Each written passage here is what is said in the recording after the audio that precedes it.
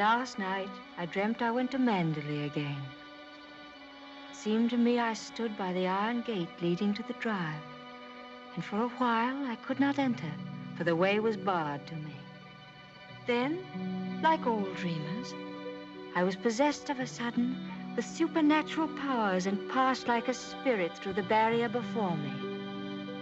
The drive wound away in front of me, twisting and turning as it had always done. But as I advanced, I was aware that a change had come upon it. Nature had come into her own again, and little by little had encroached upon the drive with long, tenacious fingers. On and on wound the poor thread that had once been our drive. And finally, there was Mandalay. Mandalay, secretive and silent. Time could not mar the perfect symmetry of those walls. Moonlight can play odd tricks upon the fancy, and suddenly it seemed to me that light came from the windows. And then a cloud came upon the moon and hovered an instant like a dark hand before a face. The illusion went with it. I looked upon a desolate shell with no whisper of the past about its staring walls. We can never go back to Mandalay again. That much is certain. But sometimes, in my dreams, I do go back to the strange days of my life, which began for me in the south of France.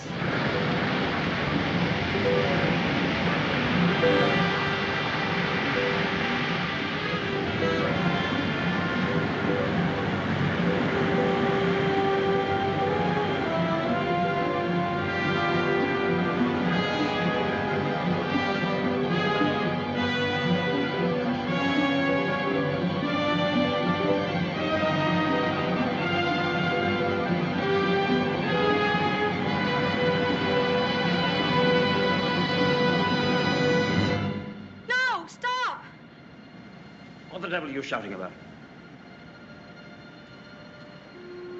Who are you? What are you staring at? I'm sorry, I didn't mean to stare, but I only thought... Oh, you did it. Well, what are you doing here? I was only walking. Well, get on with your walking. Don't hang about here screaming.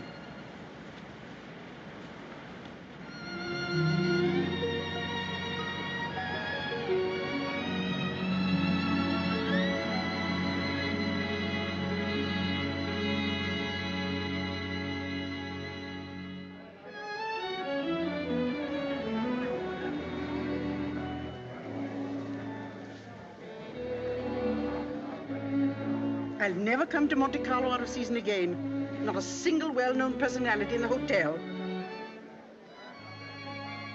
Stone cold. Waiter, garçon, call him. Tell him to get me some... Why, it's Max de Winter. How do you do?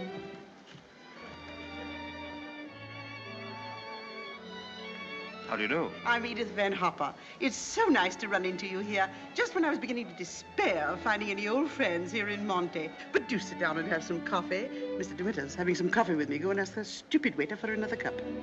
I'm afraid I must contradict you. You shall both have coffee with me. Garçon, bring me some coffee, please. Cigarette? No, thank you. You know, I recognized you just as soon as you came in, though I haven't seen you since that night at the casino at Palm Beach. Perhaps you don't remember an old woman like me. Are you playing the tables much here at Monte? No, I'm afraid that sort of thing ceased to amuse me years ago. I can well understand that. As for me, if I had a home like Mandalay, I should certainly never come to Monte. I hear it's one of the biggest places in that part of the country, and you just can't beat it for beauty. What do you think of Monte Carlo? Or don't you think of it at all? Oh, well, I think it's rather artificial. She's spoiled, Mr. DeWitt. That's her trouble. Most girls will give their eyes for a chance to see Monte. Wouldn't that rather defeat the purpose? Now that we've found each other again, I hope I shall see something of you. You must come and have a drink in my suite. I hope they've given you a good room. The place is empty, so if you're uncomfortable, mind you make a fuss. Your valet is unpacked for you, I suppose. I'm afraid I don't possess one. Perhaps you'd like to do it for me. Well, I hardly think... perhaps you could make yourself useful to Mr. DeWitt if he wants anything done. You're a capable child in many ways. That's a charming suggestion, but I'm afraid I cling to the old motto. He travels fastest who travels alone. Perhaps you've not heard of it. Good night. What do you make of that? Do you suppose that sudden departure was intended to be funny? Come, don't sit there gawking. Let's go upstairs. Have you got the key? Yes, Mrs. Van Hopper. I remember when I was younger, there was a well-known writer who used to dart down the back way whenever he saw me coming. I suppose he was in love with me and wasn't quite sure of himself. Well, c'est la vie. By the way, my dear, don't think that I mean to be unkind, but you were just a teeny-weeny bit forward with Mr. De Winter. Your effort to enter the conversation quite embarrassed me, and I'm sure it did him. Men loathe that sort of thing. Oh, come, don't sulk. After all, I am responsible for your behavior here. Perhaps he didn't notice it. Poor thing. I suppose he just can't get over his wife's death. They say he simply adored her.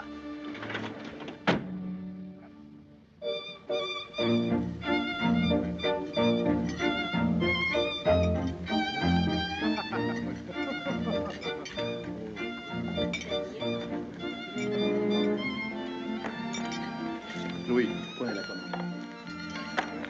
Oh, how awkward of me. What a stupid thing to do. Oh, I'm so sorry. Please don't bother. It doesn't really matter. Oh, leave that, leave that. Go and lay another place at my table. Mademoiselle will have lunch with me. Oh, but I couldn't possibly. Why not? Oh, well, please don't be polite. It's very kind of you, but I'll be all right if they just change the cloth. I wasn't being polite. I should have asked you to have lunch with me, even if we hadn't upset the vase so clumsily. Come along. We needn't talk to each other if we don't feel like it.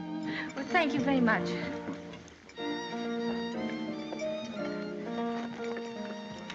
Oh, I'll just have some scrambled eggs. Oui, mademoiselle.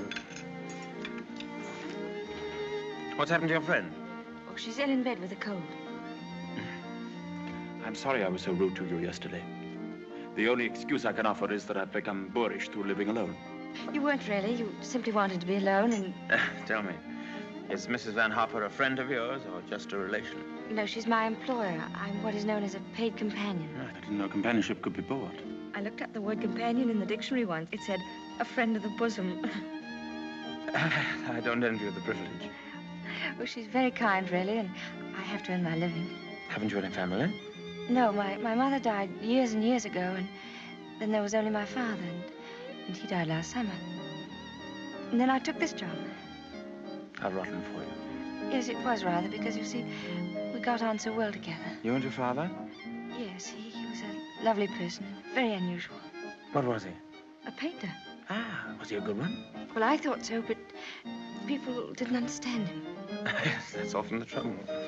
He painted trees. At least it was one tree. You mean you painted the same tree over and over again? Yes, you see, he had a theory that if you should find one perfect thing or place or person, you should stick to it. Do you think that's very silly? Not at all. I'm a firm believer in that myself. And what did you find to do with yourself while he was painting his tree? Well, I sat with him and I sketched a little. I don't do it very well, though. Oh, you're going sketching this afternoon? Yes. Where? I haven't made up my mind. I'll drive you somewhere in the car. Oh, no, please, I didn't mean... Oh, nonsense. Finish up that mess and we'll get along. Thank you, it's very kind of you, but I'm not very hungry. Oh, come on, eat it up like a good girl.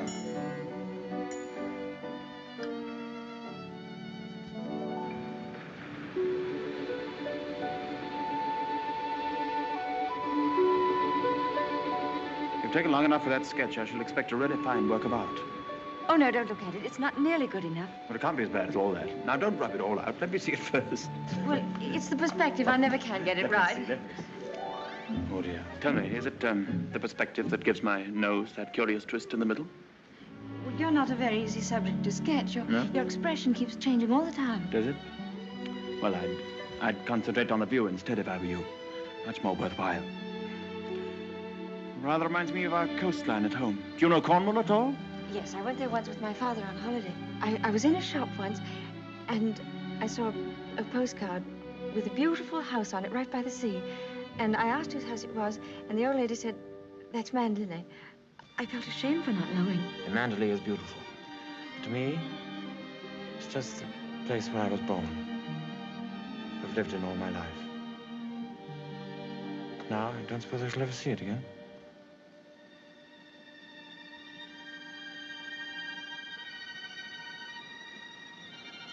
We're lucky not to be home during the bad weather, aren't we?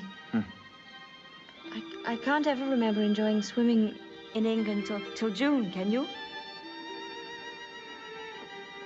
The water's so warm here that I could stay in all day. There's a dangerous undertow, and there's a man drowned here last year. I never have any fear of drowning, have you?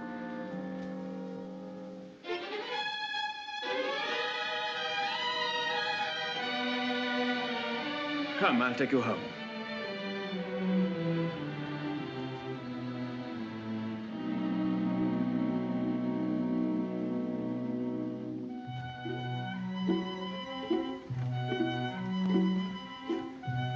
Oh, yes. I know Mr. DeWitt well. I knew his wife, too. Before she married, she was the beautiful Rebecca Hildreth, you know. She was drowned, poor dear, while she was sailing near Mandalay. He never talks about it, of course, but he's a broken man. I suppose I'd better have him. Wretched stuff. Give me a chocolate, quick. Oh, there you are. It's about time. Hurry up. I want to play some rummy.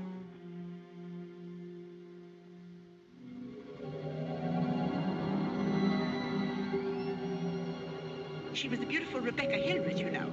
They say he simply adored her. She was the beautiful Rebecca Hildreth, you know. I suppose he just can't get over his wife's death. She was the beautiful Rebecca Hildreth, you know. But he's a broken man. Bonjour.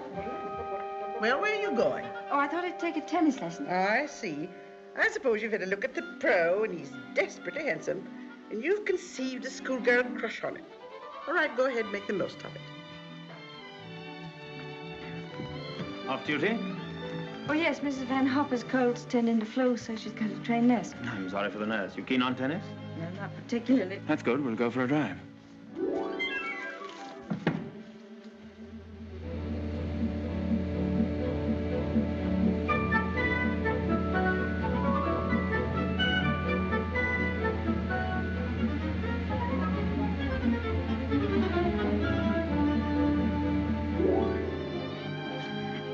Good afternoon, Mrs. Van Hopper. How are you feeling?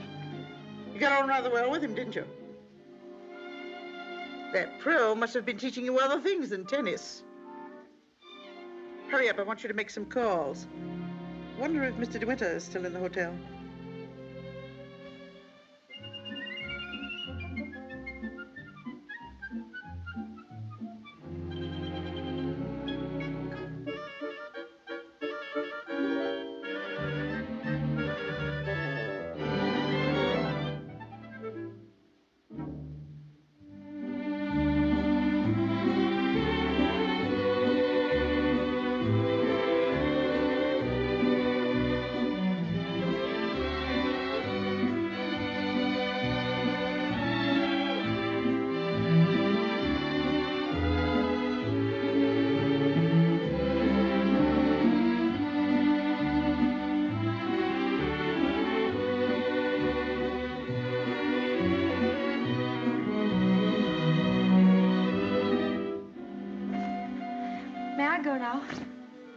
For the number of lessons you've had, you ought to be ready for Wimbledon. But this will be your last, so make the most of it. Trouble is, with me laid up like this, you haven't had enough to do. But I'm getting rid of that nurse today, and from now on, you'll stick to your job. Yes, Mrs. Van Hopper. Nurse? Yes, Miss Van Hopper? Are you absolutely sure you left those messages for Mr. De Winter? Why, yes, madame. I simply can't believe it. He would most certainly have called me back. Oh, well, poor boy. I simply hate to see him so alone.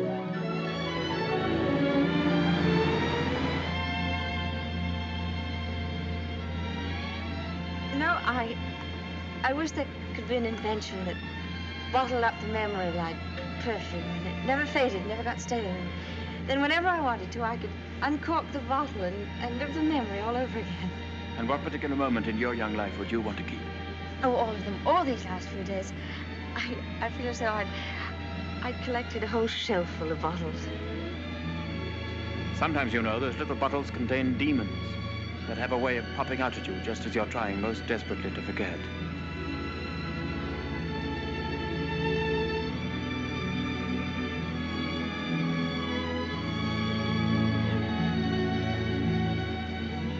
Stop biting your nails. Oh, I wish I were a woman of 36, dressed in black satin with a string of pearls. You wouldn't be here with me if you were. Would you please tell me, Mr. De Winter, why you asked me to come out with you? Oh, it's obvious that you want to be kind, but why do you choose me for your charity?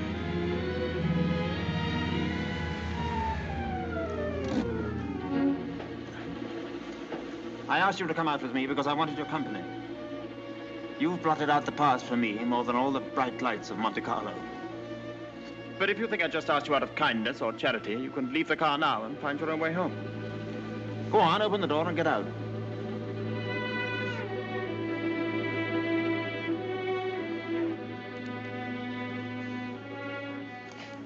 Better blow your nose. Please don't call me Mr. De Winter. I have a very impressive array of first names. George Fortescue Maximilian. But you needn't bother with them all at once. My family call me Maxim. And another thing. Please promise me never to wear black satin or pearls. Or to be 36 years old. Yes, Maxim.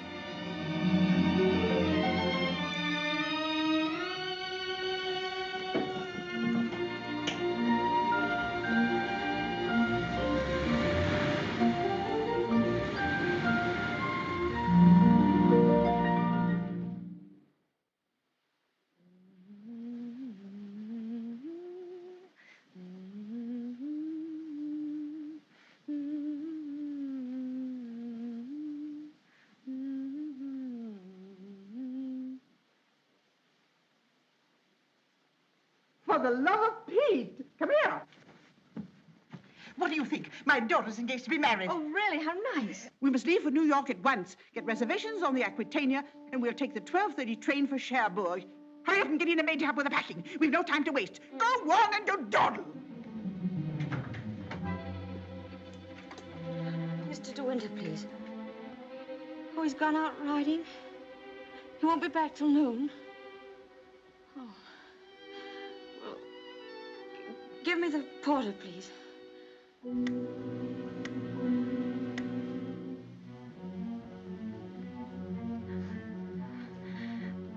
I'll go and see if there's anything left in my room.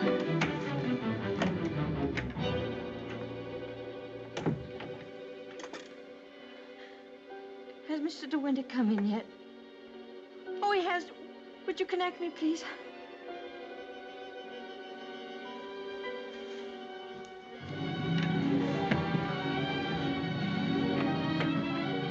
Oh, I was looking for my book. I suppose I've packed it. Well, come on. The car's waiting at the door.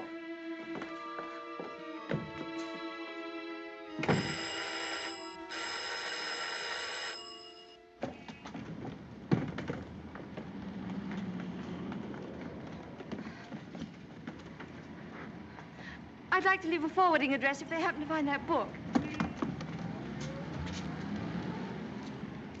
Would you ring Mr. De Winter, please? Yes, madame. 182.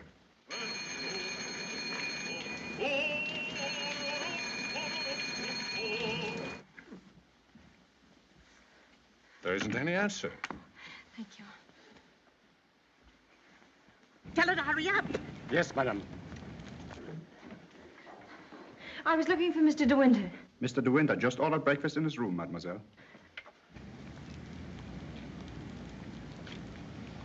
Come in.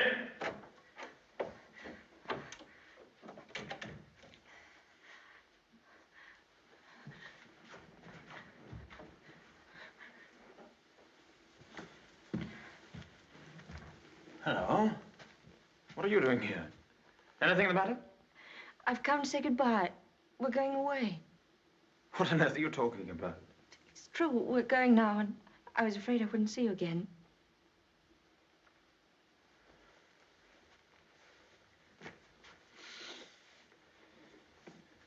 Where's she taking you to? New York.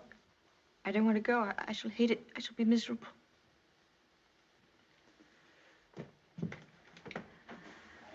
I'll dress in here. I shan't be long. Which would you prefer? New York or Mandalay? Oh, please don't joke about it. Mrs. Van Hopper's waiting, and I'd better say goodbye now. I repeat what I said. Either you go to America with Mrs. Van Hopper, or you come home to Mandalay with me. You mean you want a secretary or something? I'm asking you to marry me, you little fool.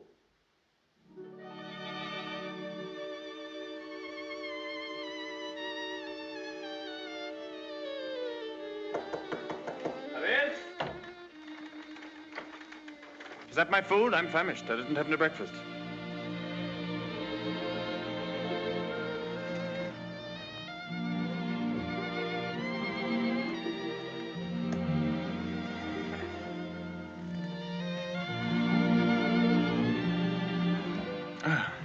My suggestion didn't seem to go at all well. Sorry. Oh, but you don't understand. It's that well, I'm not the sort of person men marry. What on earth do you mean? I don't belong in your sort of world, for one thing. Well, what is my sort of world? Oh, well, Mandolin, you know what I mean. Well, I'm the best judge of whether you belong there or not. Of course, if you don't love me, that's a different thing. Fine blow to my conceit, that's all. Oh, I do love you. I love you most dreadfully. I've been crying all morning because I thought I'd never see you again.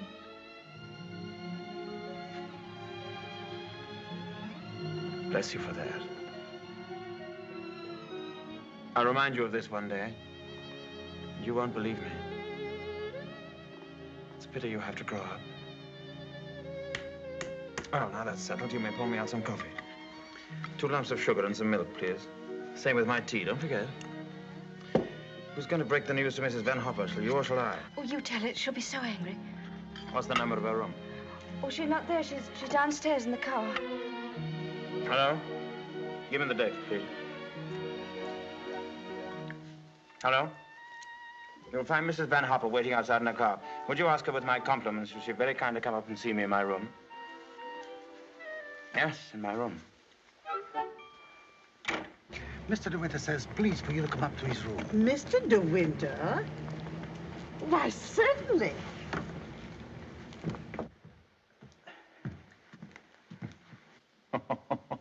This isn't at all your idea of a proposal, is it? It should be in a conservatory. You in a white frock with a red rose in your hand, and a violin playing in the distance, and I should be making violent love to you behind a palm tree. Poor darling. Never mind. Oh, I don't mind. Don't worry, don't worry. You won't have to say a word. I'm so glad you called me, Mr. De Winter. I was making a hasty departure. It was so rude of me not to let you know. But a cable came this morning announcing that my daughter is engaged to be married. That's rather a coincidence, Mrs. Van Hopper. I asked you up here in order to tell you of my engagement. You don't mean it? Oh, how perfectly wonderful. How romantic. Who is the lucky lady? I apologize for depriving you of your companion in this abrupt way. I do hope it won't inconvenience you too greatly. When did all this happen? Just now, Mrs. Van Hopper. Just a few minutes ago. I simply can't believe it. And I suppose I ought to scold you for not having breathed a word of all of this to me. What am I thinking of? I shall give you both my congratulations and my blessings. I'm very happy for you both. When and where is the wedding to be? Here, as soon as possible. A whirlwind romance. Splendid. I could easily postpone my sailing for a week. This poor child has no mother, so I shall take responsibility for all the arrangements. Trousseau, reception, and everything, and I'll give the bride away. When I luggage, go down and tell the porter to take everything out of the car. Just a minute. We're most grateful, Mrs. Van Hopper, but I think we'd both prefer to have it all as quiet as possible. And I couldn't possibly allow you to change your sailing plans. Oh, but... No. Dear, I'll go down and see that your luggage is brought back. Thank you, Max. So this is what's been happening during my illness. Tennis lessons, my foot. I suppose I have to hand it to you for a fast worker. How did you manage it?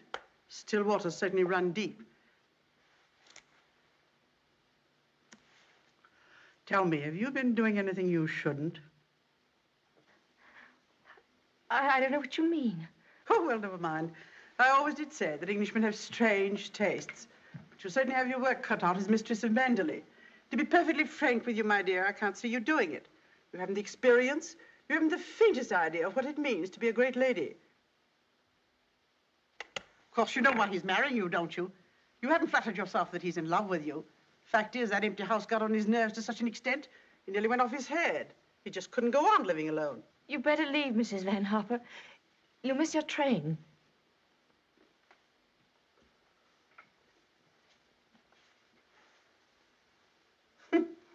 Mrs. De Winter. Goodbye, my dear, and good luck.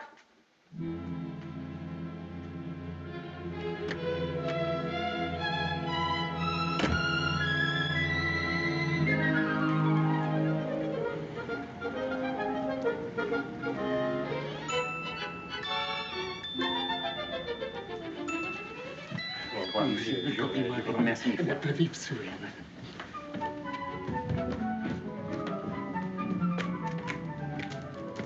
Monsieur, vous avez oublié votre carnet de mariage. Oh, What does he say? he says I've forgotten the proof that we're married. Oh, good heavens.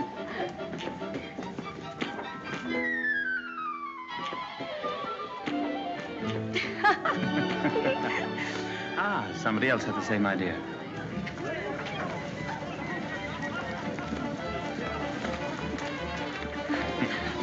Isn't she sweet?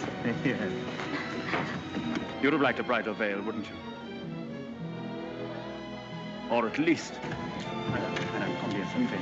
Ah, tu le tout. Je vous remercie. Yes. Yes. Oh, Max, you're lovely. Oh, how perfectly lovely. Oh, perfectly lovely.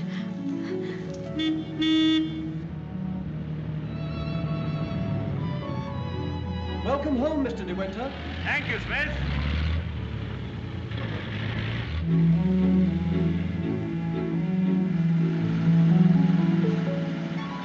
Cold, darling?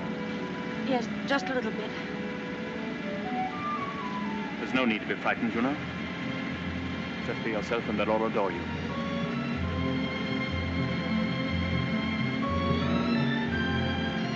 You don't have to worry about the house at all. Mrs. Danvers is the housekeeper. Just leave it to her.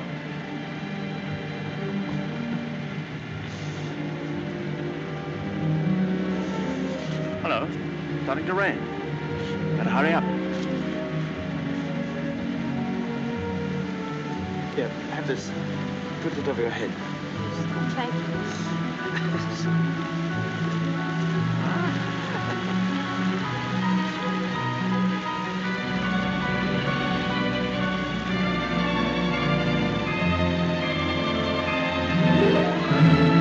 That's it. That's Manderley.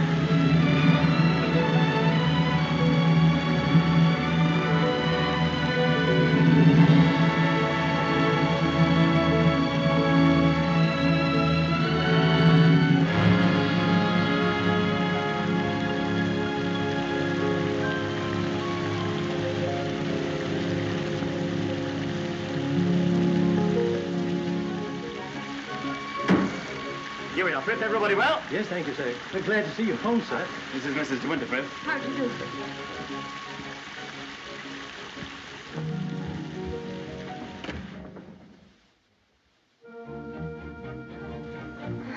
I didn't expect the whole staff to be in attendance. Mr. Danvers' orders, sir.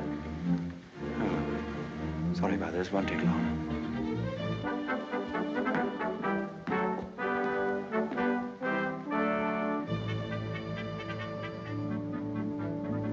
This is Mrs. Danvers. How do you do? How do you do? I have everything in readiness for you. That's very good of you. I didn't expect anything.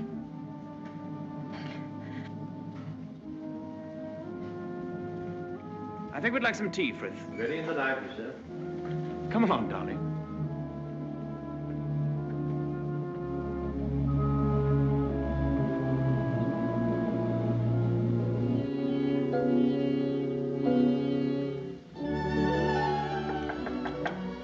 Oh, Maxim, come in.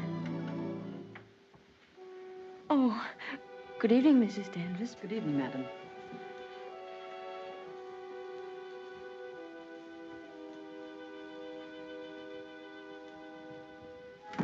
I hope Alice was satisfactory, madam. Oh, yes, thank you, perfectly. She's the parlor maid. She'll have to look after you until your own maid arrives. Oh, but I haven't a maid. I'm sure Alice will do very nicely. I'm afraid that would not do for very long, madam. It's usual for ladies in your position to have a personal maid. I hope you approve the new decoration of these rooms, madam. Oh, I didn't know it'd been changed. I hope you haven't been to too much trouble. I only followed out Mr. De Winter's instructions. Oh, well, what did it look like before? It had an old paper and different hangings. It was never used much, except for occasional visitors. Oh, then it wasn't Mr. De Winter's room originally. No, madam. He's never used the east wing before. Of course, there's no view of the sea from here. The only good view of the sea is from the west wing. The room's very charming, and I'm sure I'll be comfortable. If there's anything you want done, madam, you have only to tell me. I suppose you've been at Manderley for many years, longer than anyone else. Not so long as Frith. He was here when the old gentleman was living, when Mr. De Winter was a boy. Oh, I see, and you didn't come till after that. I came here when the first Mrs. De Winter was a bride.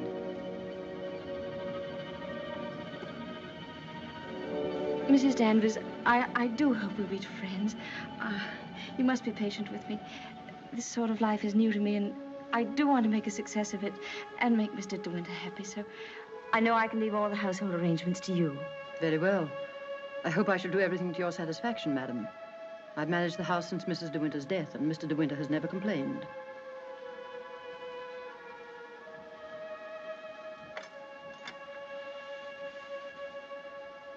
I think I'll go downstairs now.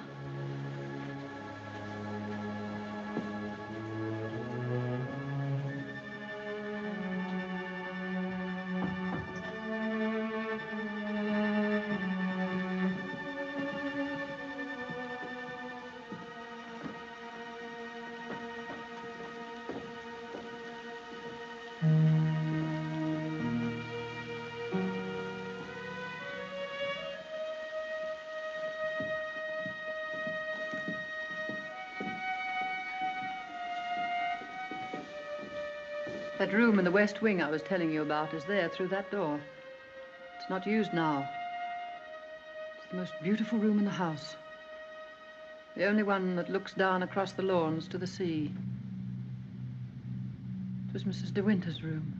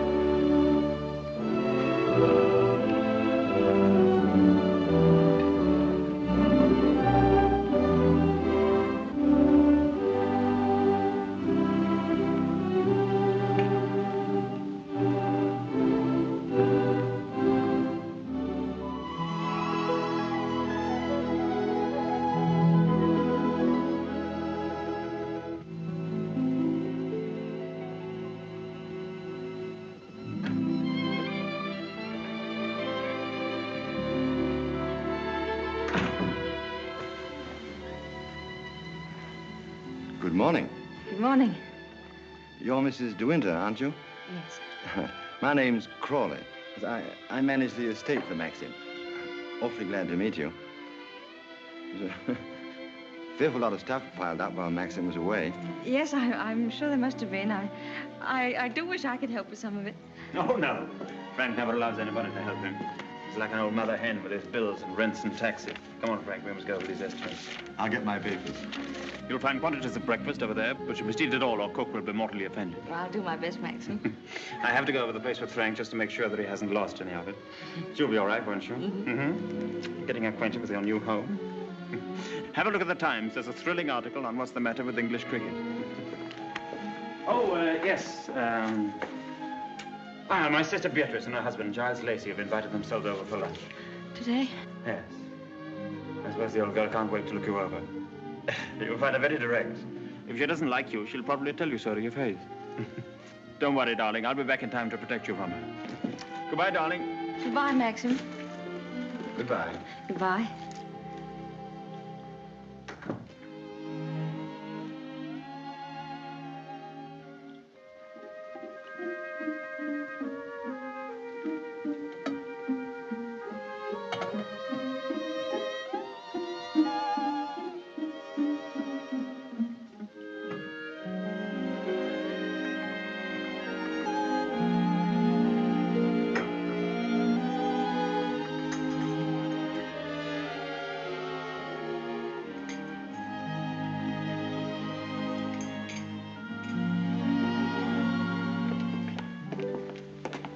morning, madam.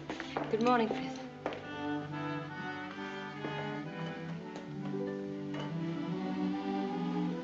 Isn't there anything I could get for you, madam? Oh, no, thank you, Frith. I'm really not very hungry. Thank you. The paper, madam. Oh, yes, thank you, Frith.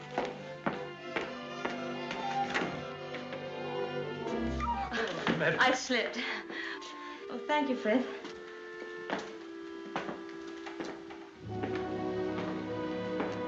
It's big, isn't it? Yes, madam. Mandalay is a big place. This was the banquet hall in the old days.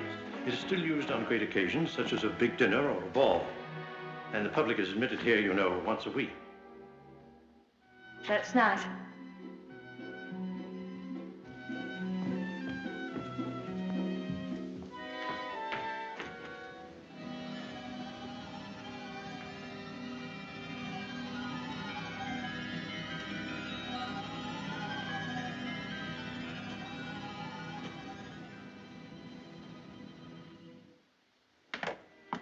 I beg pardon, madam.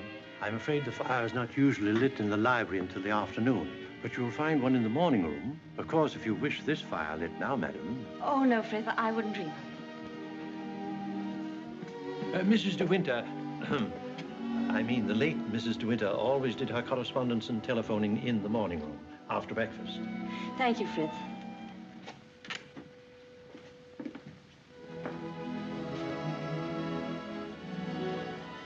Is anything wrong, madam? Oh, no. Which way is the morning room? Oh, it's that door there, on the left. Oh, yes, thank you.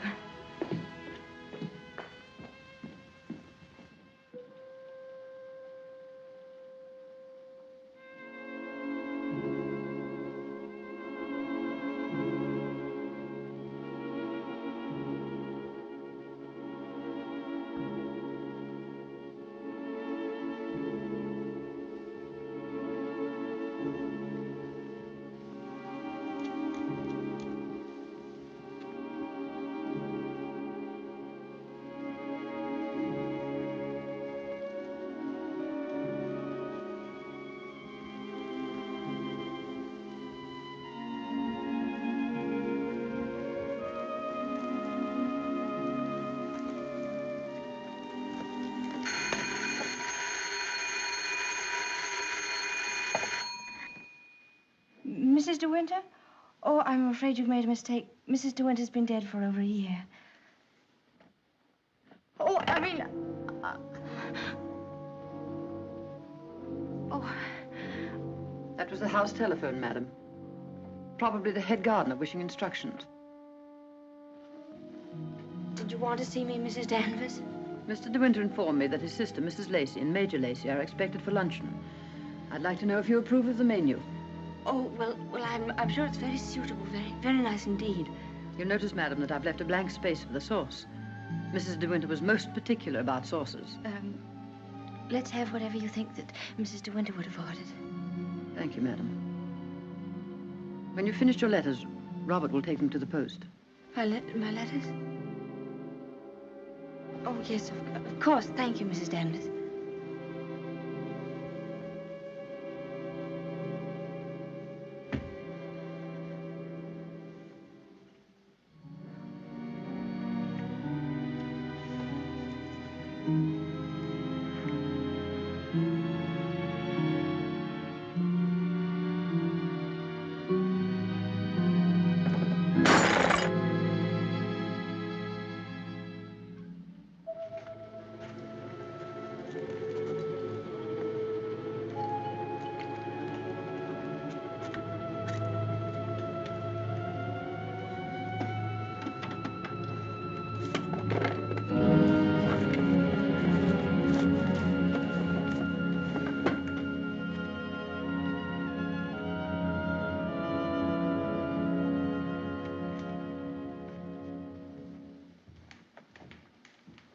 How are you, Frith?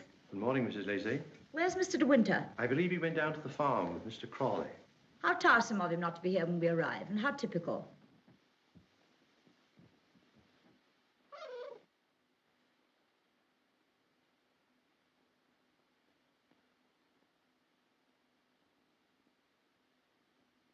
I must say old Danvers keeps the house looking lovely. She certainly learnt that trick of arranging flowers from Rebecca. I wonder how she likes it now, being ordered about by an ex-chorus girl. Now, where on earth did you get the idea she's an ex-chorus girl? He picked her up in the south of France, didn't he? What if he did? Well, I mean to say, there you are.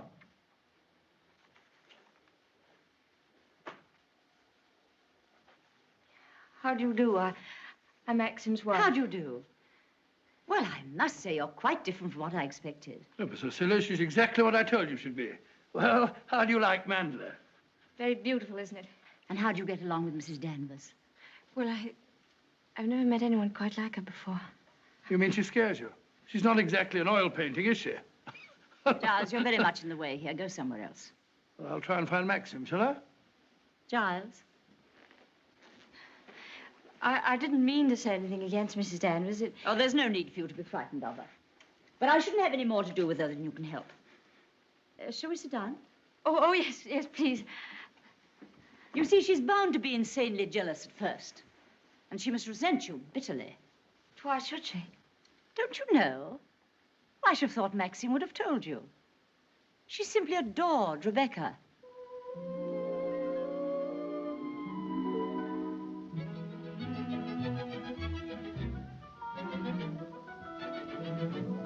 How are you, Robert? Quite well, thank you, madam. Still having trouble with your teeth? Unfortunately, yes, madam. You should have them out. All of them. Wretched nuisances, teeth. Thank you, madam. Oh, the plateful. Do you hunt? No, I don't. I'm afraid I don't even ride. Oh, have to ride down here. We all do. Which do you ride, side saddle or astride? Oh, yes, of course, I forgot you don't, do you? Ha, you must.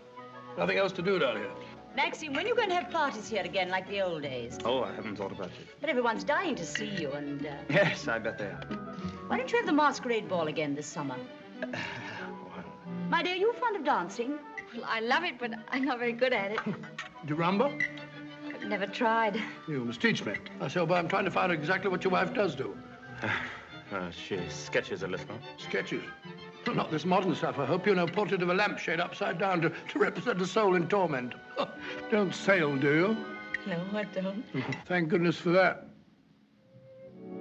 Huh?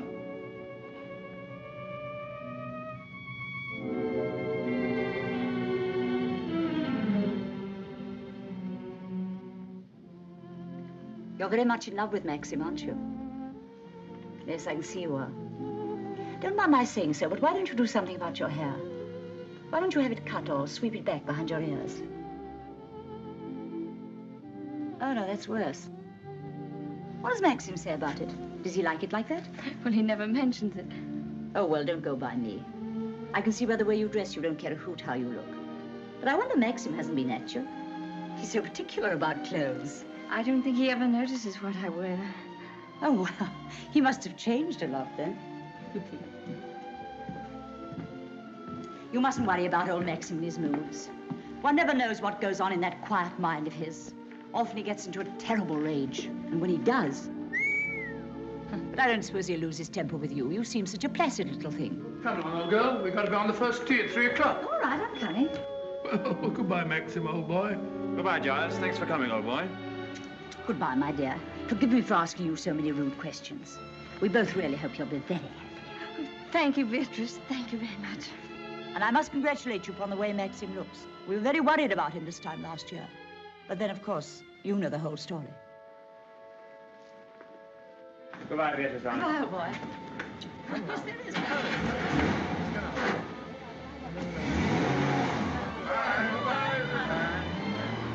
Well, thank heavens they've gone. Now we can have a walk about the place. Looks as though we might have a shower, but you won't mind that, will you? No, but wait a minute. I'll go upstairs and get a coat. There's a heap of Macintoshes in the flower room. Robert, run and get a coat from the flower room for Mrs. De Winter, will you? What do you think of Beatrice? Oh, I liked her very much, but she kept saying that I was quite different from what she expected. What the devil did she expect? Oh, someone smarter and more sophisticated, I'm afraid. Oh. Do you like my hair? Your hair? Yes, of course I do. What's the matter with it? Oh, I don't know. I just wondered. How funny you are. Thank you. Do I have to put it on? Yes, certainly, certainly, certainly. Can't be too careful with children. Come on, Jasper, come and take some of that fat off.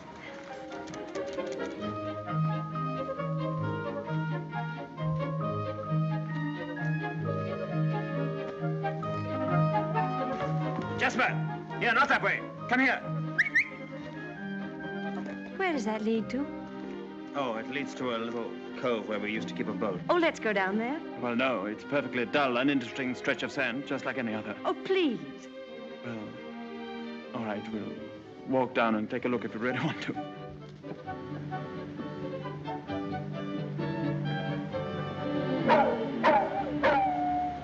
That's Jasper. There must be something wrong. Perhaps he's hurt himself. No, he's all right. Leave him alone. Don't you think I'd better go and see? Don't bother about him, I tell you. He can't come to any harm. He'll find his own way back.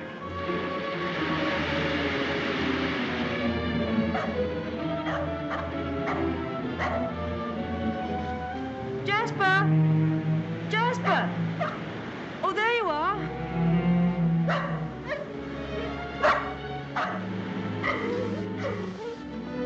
What do you want in there, Jasper? Come on. Come on home. Let's go home. Jasper.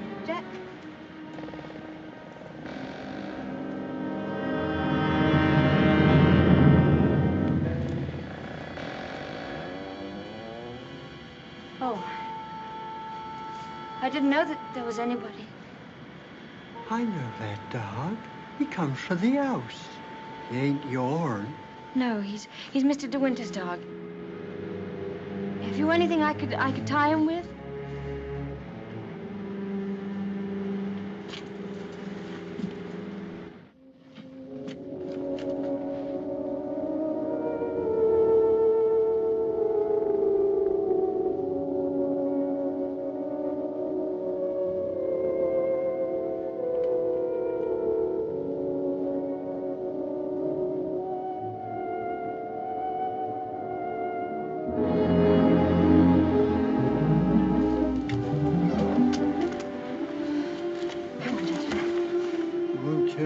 You saw me in there, will you? Don't you belong on the estate? I wasn't doing nothing. I was just putting my shells away. She's gone in the sea, ain't she? She'll never come back no more. No, she'll never come back. Come on, Jasper.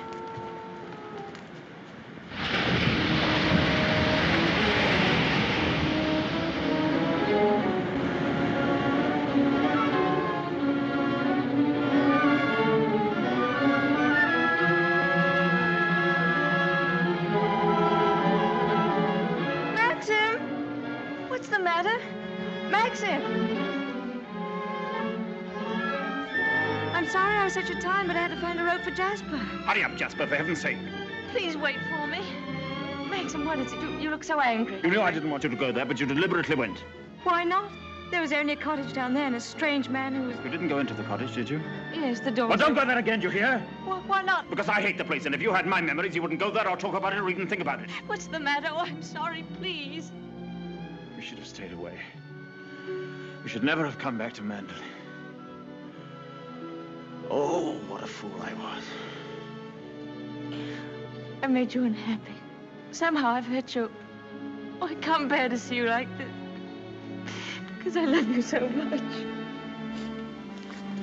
Do you? Do you? Ah, I've made you cry. Forgive me. I sometimes seem to fly off the handle for no reason at all. Don't I? Come. We'll go home and have some tea and forget all about it. Yes, let's forget all about it. Here, let me have Jasper.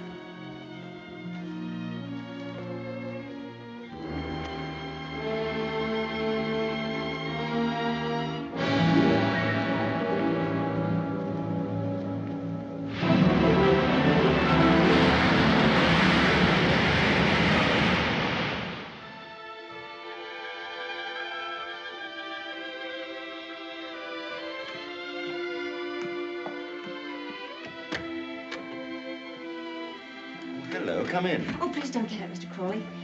I was just wondering if you meant what you said the other day about showing me the run of things. Of course I did. What are you doing now?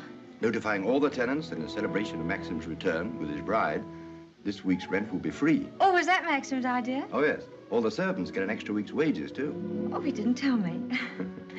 Oh, can't I help you? I could at least lick the stamps. Well, that's terribly nice of you. Won't you sit down? Oh, yes, thank you.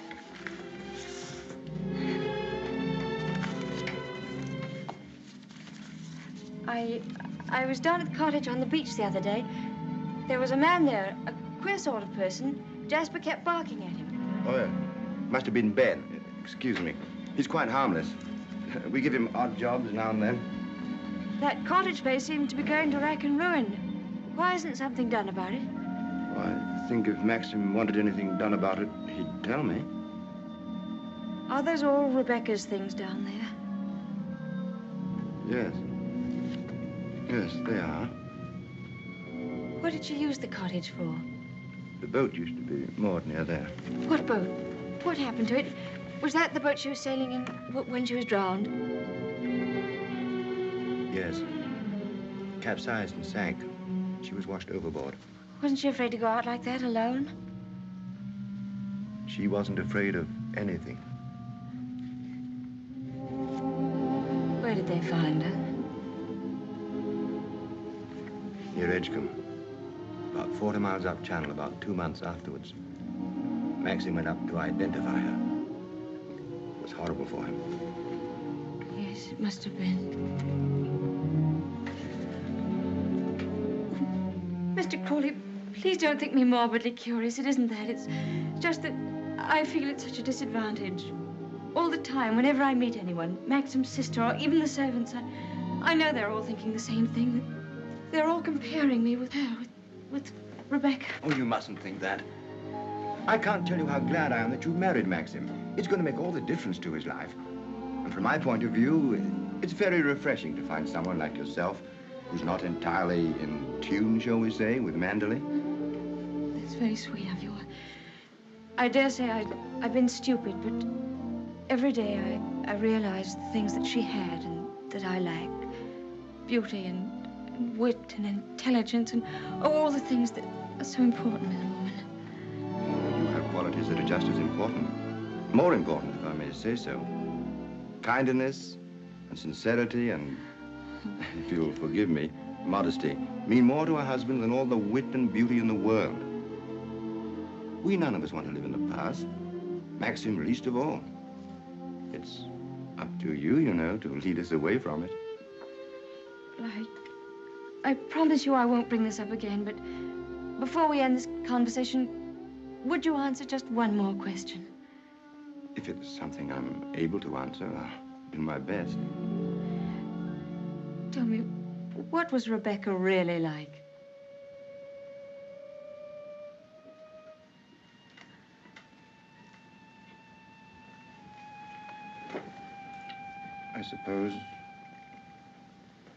I suppose she was the most beautiful creature I ever saw.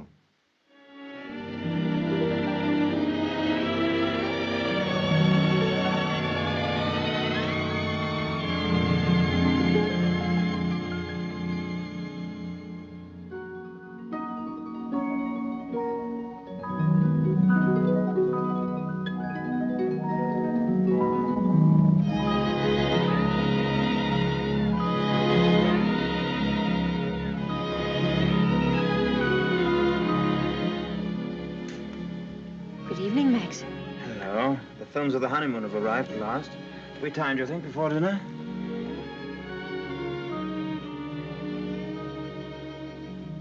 What on earth have you done to yourself? Oh, nothing. I just ordered a new dress from London. I hope you don't mind. Oh, no. Well, do you think there's something's right for you? Doesn't seem your type at all. Oh, I thought you'd like it. And what have you done to your hair? Oh, I see. Oh, dear, oh, dear, oh, dear. I'm sorry. You look lovely, lovely. And it's very nice for a change. Shall we see these pictures? Yes, I'd love to see them.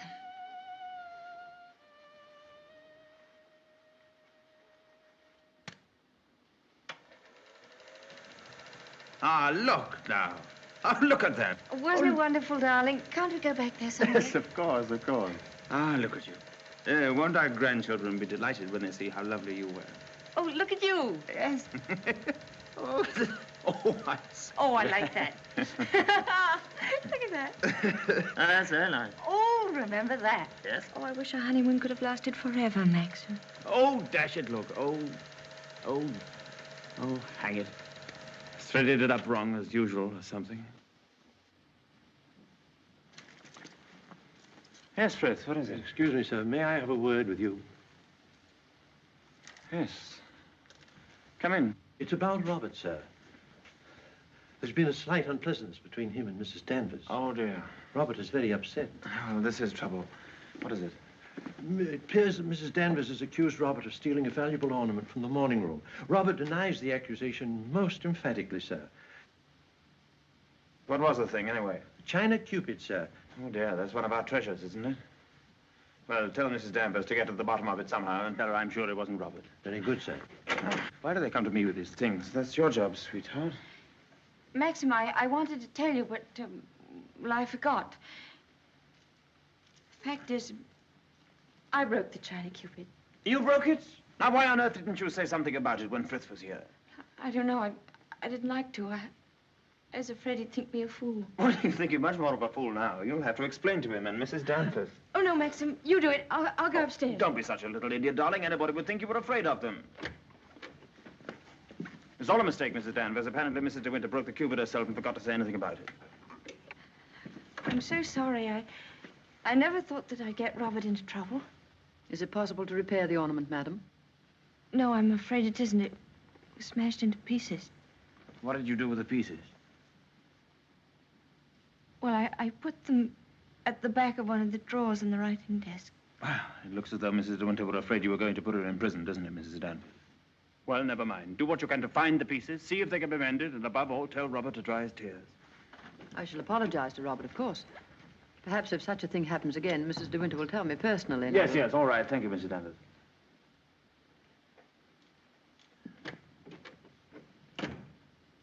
Well, I suppose that clip will hold all right. I don't know.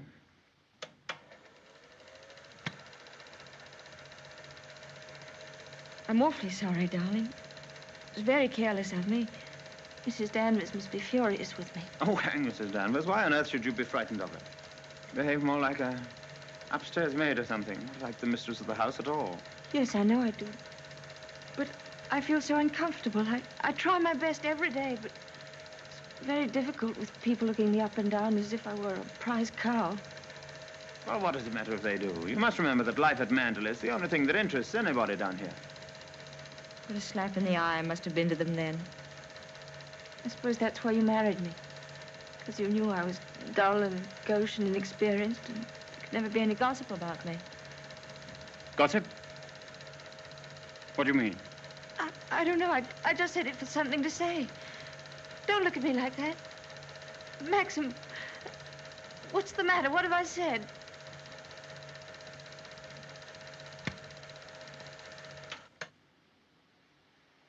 Wasn't a very attractive thing to say, was it?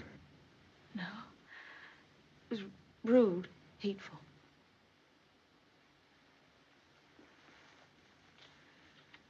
I wonder if I did a very selfish thing in marrying you. How do you mean?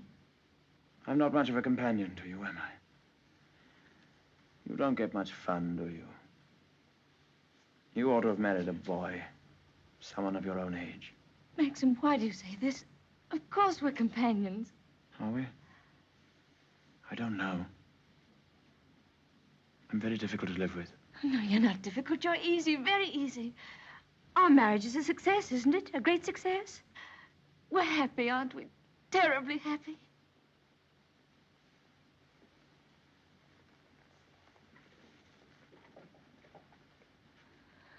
If you don't think we are happy, it would be much better if you didn't pretend. I'll go away. Why don't you answer me? How can I answer you when I don't know the answer myself? If you say we're happy, let's leave it at that. Happiness is something I know nothing about.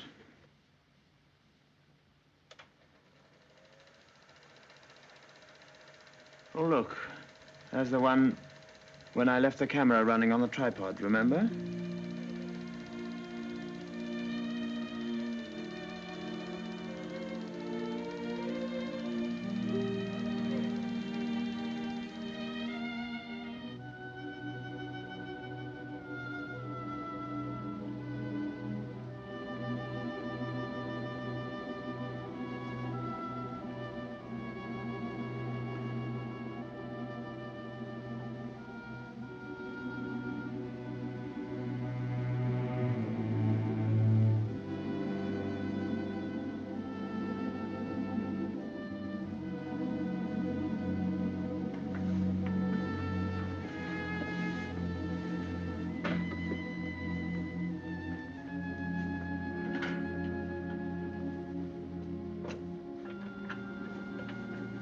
pardon me, madam. Is there anything I can do for you? Yes, I'm all right, Hilda. Thank you very much. I'll bring the sandwiches immediately, madam.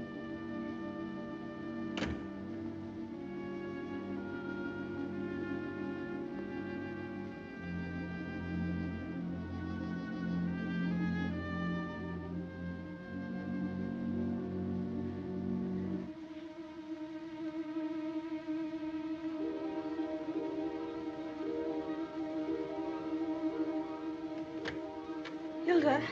Yes, madam? The West Wing. Nobody ever uses it anymore, do they? No, madam. Not since the death of Mrs. De Winter.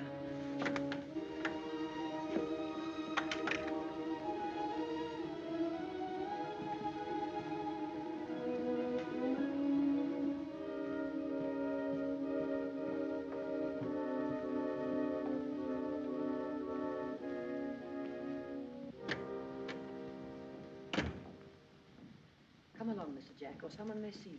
Well, Danny, old Harvey, it's been good to see you again. It's been simply breathless to pick up all the news. I really don't think it's wise for you to come here, Mr. Jack. Jasper, come here. Oh, nonsense, nonsense. It's just like coming back home. Quiet, Mr. Jack. Yes, and we must be careful not to shock Cinderella, mustn't we? She's in the morning room. If you leave through the garden door, she won't see you. I must say I feel a little like the poor relation sneaking around through back doors. Well, toodaloo, Danny. Goodbye, Mr. Jack. And please be careful.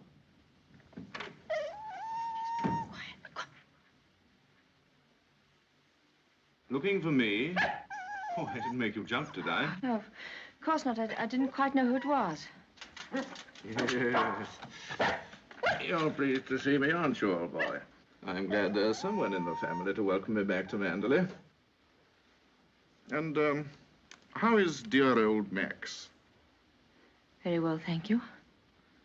I hear he went up to London, left his little bride all alone. It's too bad. Isn't he rather afraid that somebody might come down and carry you off? Danny, all your precautions were in vain. The mistress of the house was hiding behind the door. Oh, what about presenting me to the bride? This is Mr. Favell, madam. How do you do? How do you do? Well, won't you have some tea or something? Well, now, isn't that a charming invitation? I've been asked to stay to tea, Danny, and I have a good mind to accept. Oh, well, perhaps you're right. Pity, just we're getting on so nicely. We mustn't lead the young bride astray, must we, Jasper?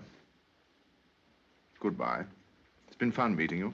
Oh, and by the way, it would be very decent of you if you didn't mention this little visit to your revered husband. He doesn't exactly approve of me. Very well. That's very sporting of you. I wish I had a young bride of 3 months waiting for me at home. I'm just a lonely old bachelor. Fare thee well. Oh, and I know what was wrong with that introduction. Danny didn't tell you, did she? I'm Rebecca's favorite cousin. Toodaloo.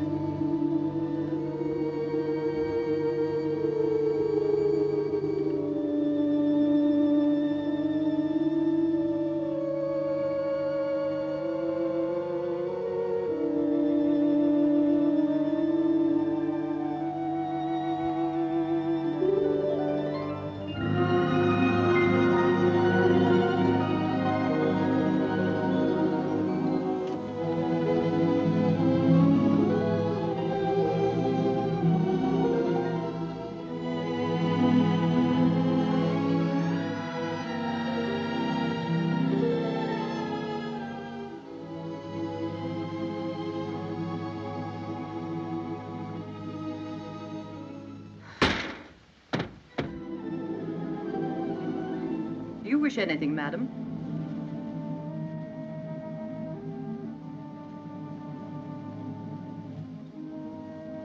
I didn't expect to see you, Mrs. Danvers. I noticed that the window wasn't closed, and I came up to see if I could fasten it. Why did you say that?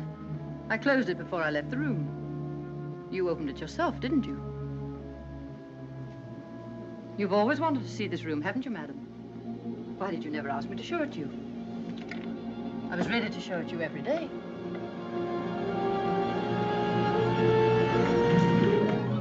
It's a lovely room, isn't it? Loveliest room you've ever seen.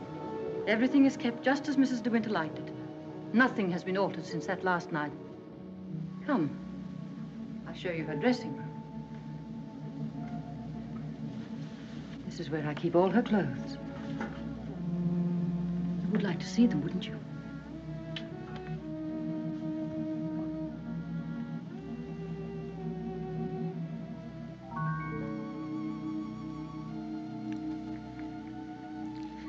Feel this. It was a Christmas present from Mr. De Winter. He was always giving her expensive gifts the whole year round. I keep her underwear on this side. They were made specially for her by the nuns in the convent of St. Clair. I always used to wait up for her, no matter how late. Sometimes she and Mr. De Winter didn't come home until dawn. While she was undressing, she'd tell me about the party she'd been to. She knew everyone that mattered. Everyone loved her. When she'd finished her bath, she'd go into the bedroom and go over to the dressing table.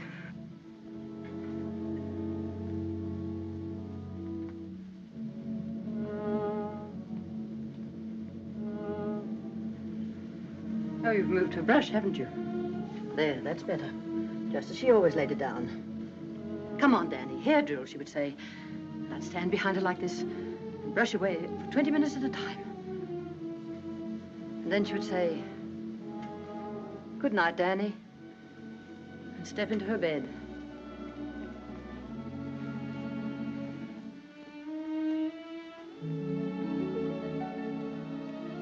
I embroidered this case for her myself, and I keep it here always.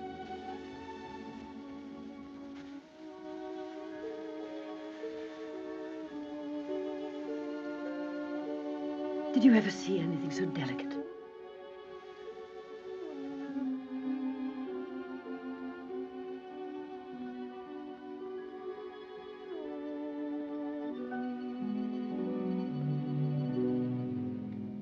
Look. You can see my hand through it.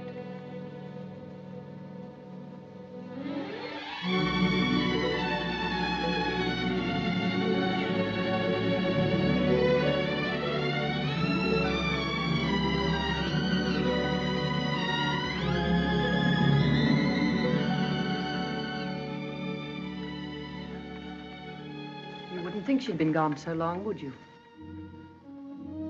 Sometimes when I walk along the corridor, I fancy I hear her just behind me. That quick, light step. I couldn't mistake it anywhere. It's not only in this room. It's in all the rooms in the house. I can almost hear it now. Do you think the dead come back and watch the living? I don't believe it. Sometimes. I wonder if she doesn't come back here to Manderley. Watch you and Mr. De Winter together. You look tired. Why don't you stay here a while and rest? And listen to the sea. So soothing. Listen to it. Listen. Listen to the sea.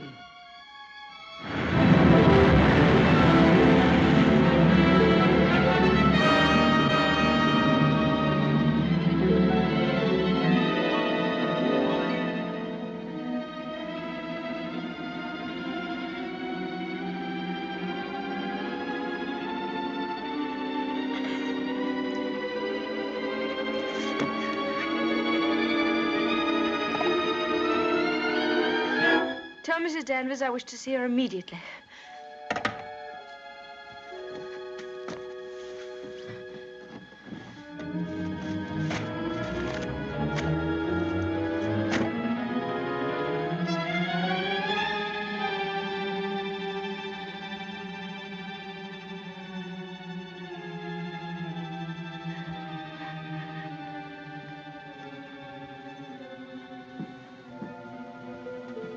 You sent for me, madam? Yes, Mrs. Danvers. I want you to get rid of all these things. But these are Mrs. De Winter's things. I am Mrs. De Winter now. Very well, I'll give the instructions. Just a moment, please. Mrs. Danvers, I intend to say nothing to Mr. De Winter about Mr. Favel's visit. In fact, I prefer to forget everything that happened this afternoon.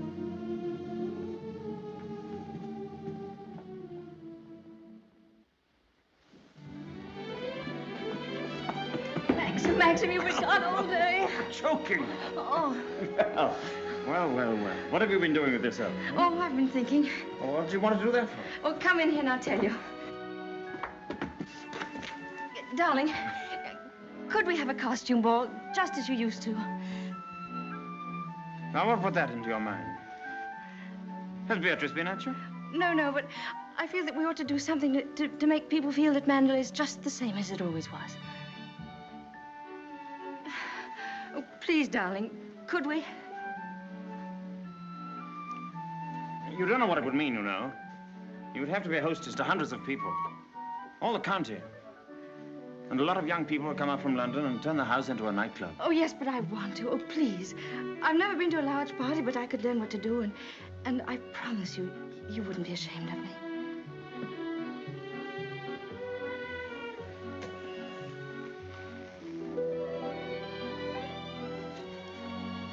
All right, if you think you'd enjoy it.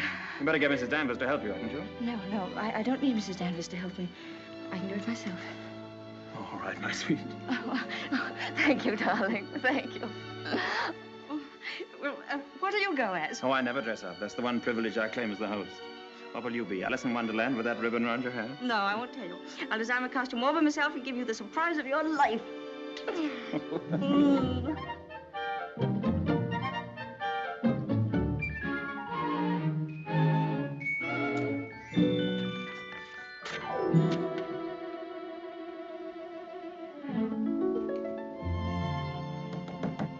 Come in.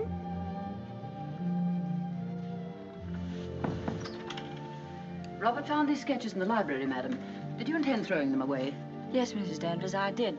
They were just some ideas I was sketching for my costume for the ball. Hasn't Mr. De Winter suggested anything? No, I want to surprise him. I don't want him to know anything about it. I merely thought that you might find a costume among the family portraits that would suit you. Oh, you mean those at the top of the stairs? I'll go and look at them.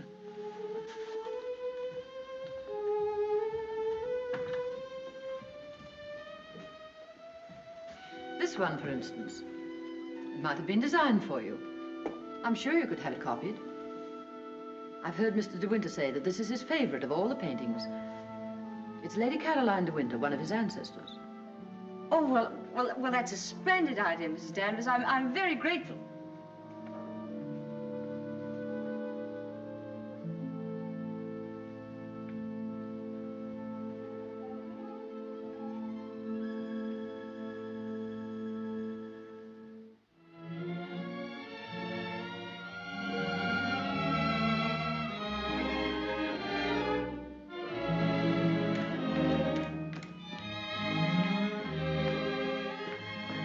Everything under control, Frith?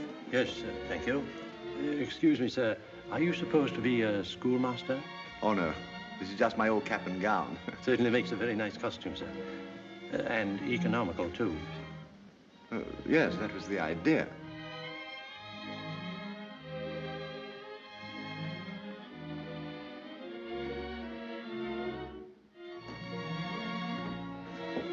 Evening, Robert. Not very good weather for the ball. No, sir. Very misty on the way, and very chilly. Oh, this wig's so tight they ought to have sent an aspirin with it. Hello. Oh. What's the idea, Adam and Eve? Oh, Maxim, don't be disgusting. Strong man, old man. Oh. Where's my weight thing? What thing? You haven't left it in the car, have you? Oh. Oh, there it is. You were the first one down? Yes. Where's the child? Well, she's keeping her costume a terrific secret. Wouldn't even let me into her room. Oh, lovely. I'll go up and give her a hand. I could do with a drink. Won't you catch cold in that thing? Don't be silly. Pure wool, old boy. Pardon me, sir. You forgot this.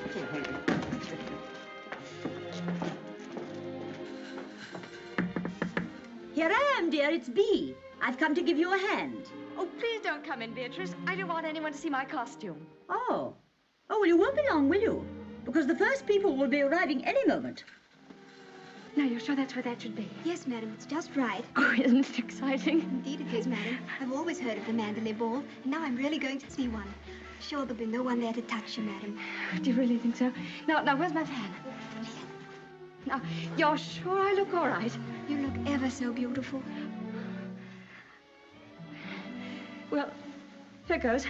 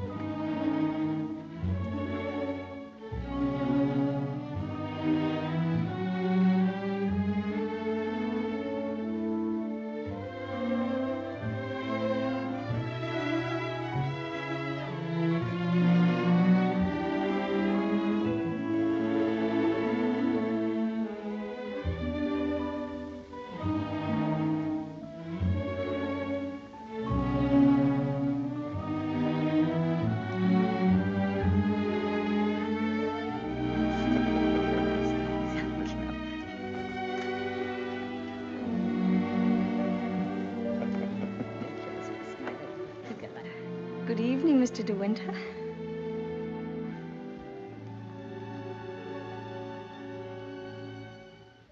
What the devil do you think you're doing? But it's the picture, the one in the gallery. What is it? What have I done? Go and take it off. Doesn't matter what you put on, anything will do. What are you standing there for? Didn't you hear what I said?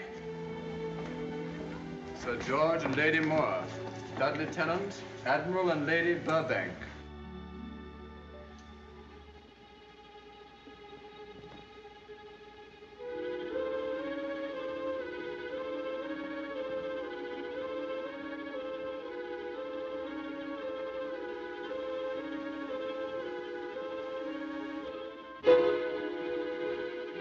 I watched you go down, just as I watched her a year ago. Even in the same dress, you couldn't compare. You knew it. You knew that she wore it, and yet you deliberately suggested I wear it. Why do you hate me? What have I done to you that you should ever hate me so? You tried to take her place. You let him marry you. I've seen his face, his eyes. They're the same as those first weeks after she died. I used to listen to him, walking up and down, all night long, night after night, thinking of her, suffering torture because he'd lost her. I don't want to know. I don't want to know. You thought you could be Mrs. De Winter, live in her house, walk in her steps, take the things that were hers, but she's too strong for you. You can't fight her. No one ever got the better of her, never, never. She was beaten in the end, but it wasn't a man, it wasn't a woman. It was the sea. Oh, stop it, oh, stop it.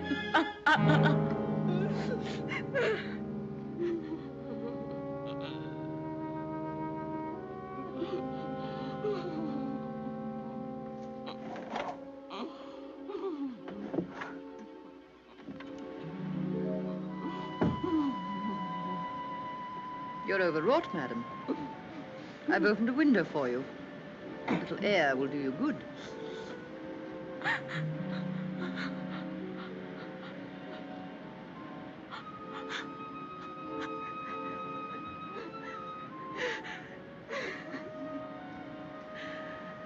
Why don't you go? Why don't you leave Mandalay? He doesn't need you.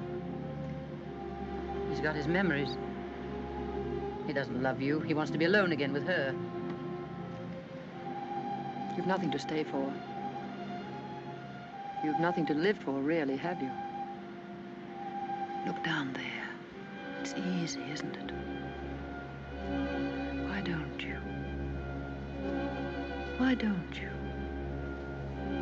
Go on. Go on. Don't be afraid.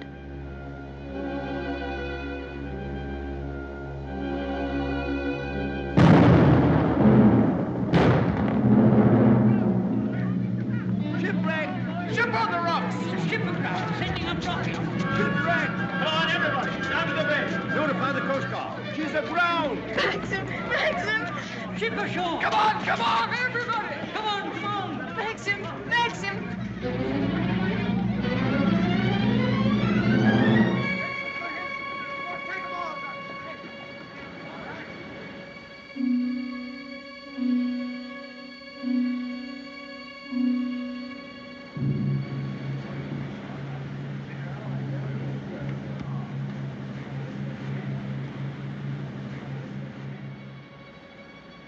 Oh!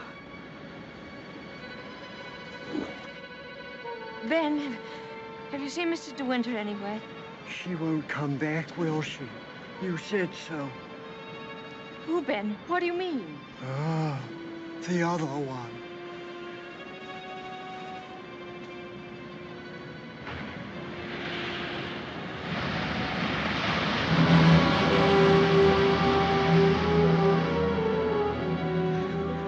Frank, have you seen Maxim anywhere? Not since about half an hour ago. I thought he'd gone up to the house. No, he hasn't been in the house at all, and I'm afraid something might have happened to him.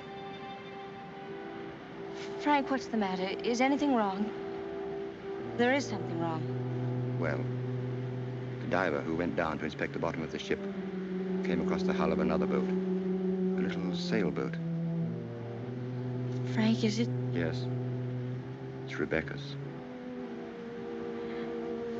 How did they recognize it? It was a local man. Knew it instantly. It'll be so hard on poor Maxim. Yes.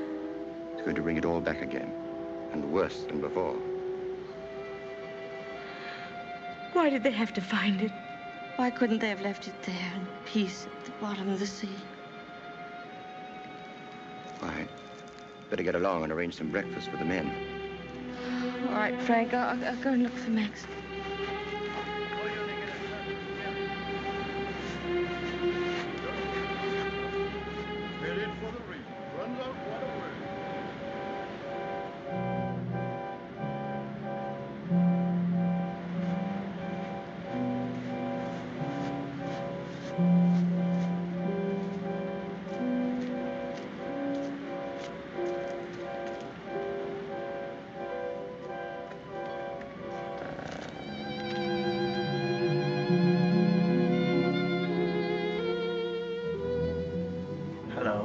Maxim! You haven't had any sleep. Have you forgiven me? Forgiven you? What have I got to forgive you for? For last night, my stupidity about the costume. Oh, that. I'd forgotten. I was angry with you, wasn't I? Hmm. Maxim, can't we start all over again? I don't ask that you should love me. I won't ask impossible things. I'll be your friend, your companion. I'll be happy with that.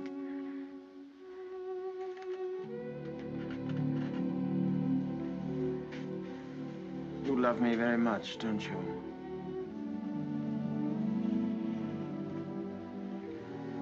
But it's too late, my darling. We've lost our little chance of happiness. No, Maxim, no. Yes. It's all over now. The thing's happened. The thing I've dreaded day after day. Night after night. Maxim, what are you trying to tell me? Rebecca has won.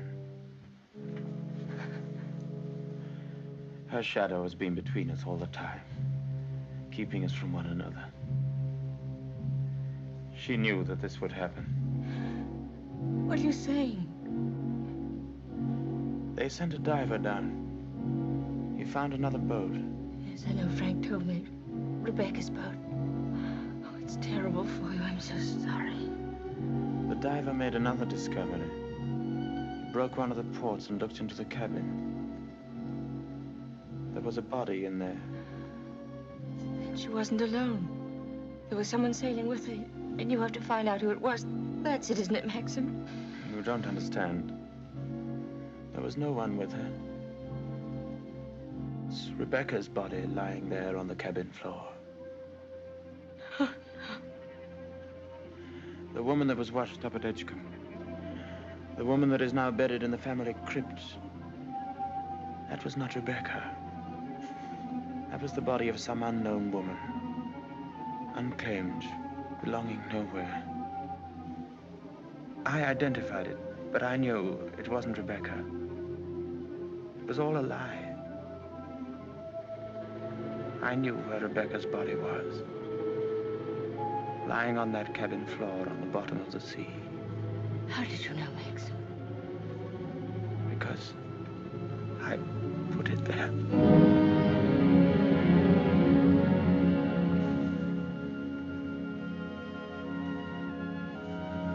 Will you look into my eyes and tell me that you love me now?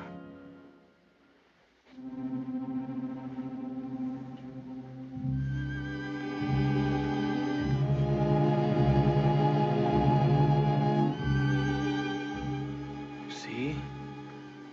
I was right. It's too late.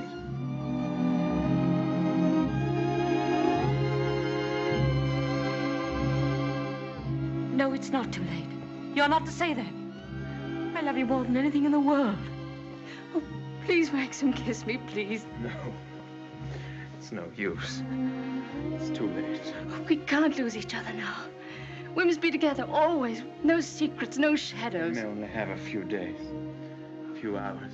Maxim, why didn't you tell me before? Yeah, you did sometimes, but you never seemed close enough. How could we be close when I knew you were always thinking of Rebecca? How could I even ask you to love me when I knew you loved Rebecca still? What are you talking about? What do you mean? Whenever you touched me, I knew you were comparing me with Rebecca. Whenever you looked at me, or spoke to me, or walked with me in the garden, I knew you were thinking, this I did with Rebecca, and this, and this. Oh, it's true, isn't it? You thought I loved Rebecca? You thought that? I hated her.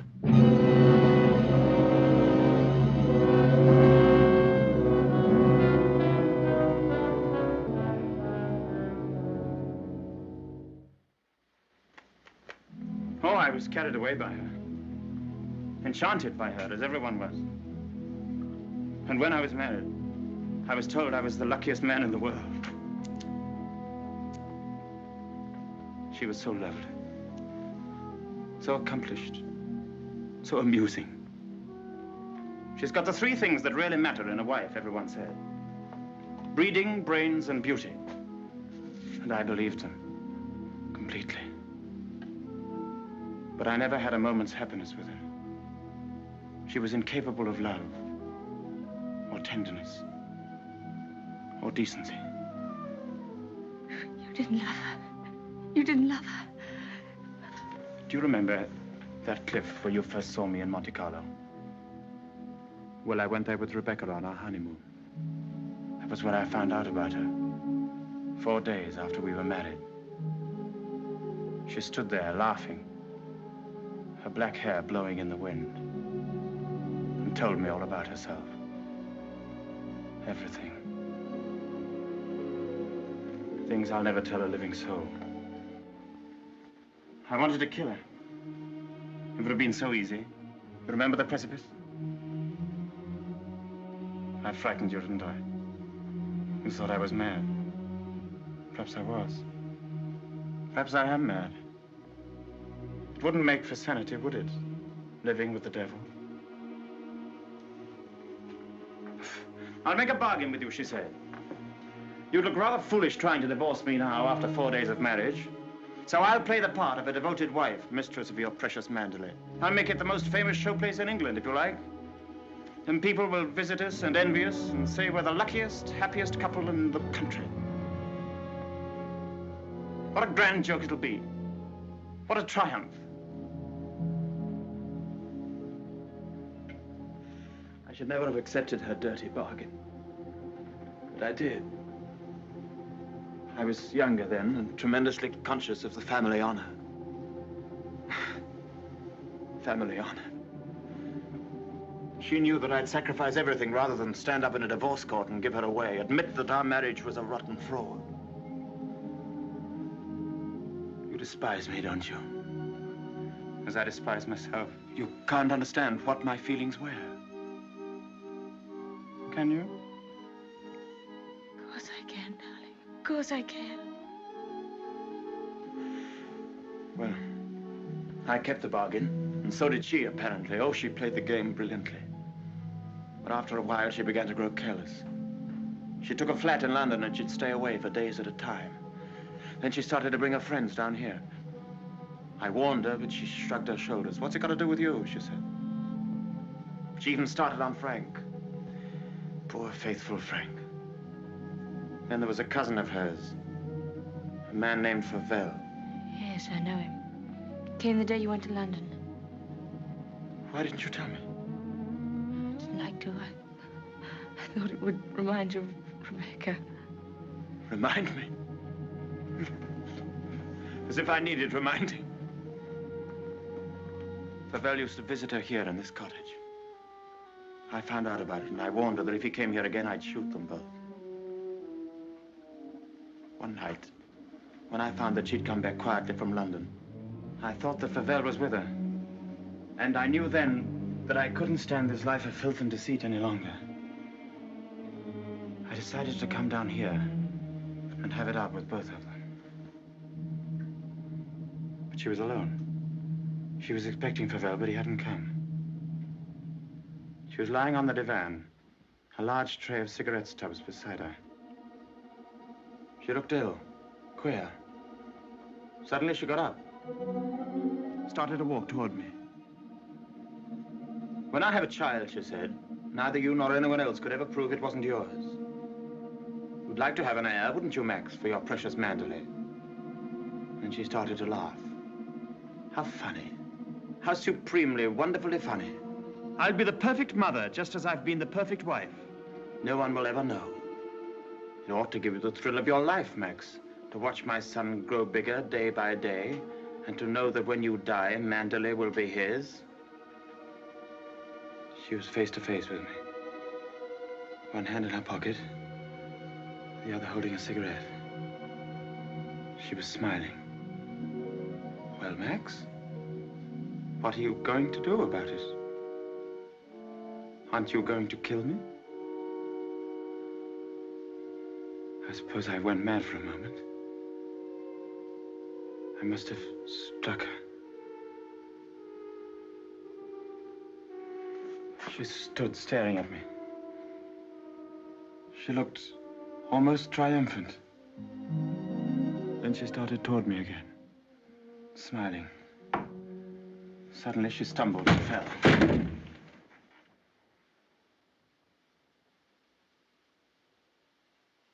When I looked down, ages afterwards it seemed, she was lying on the floor.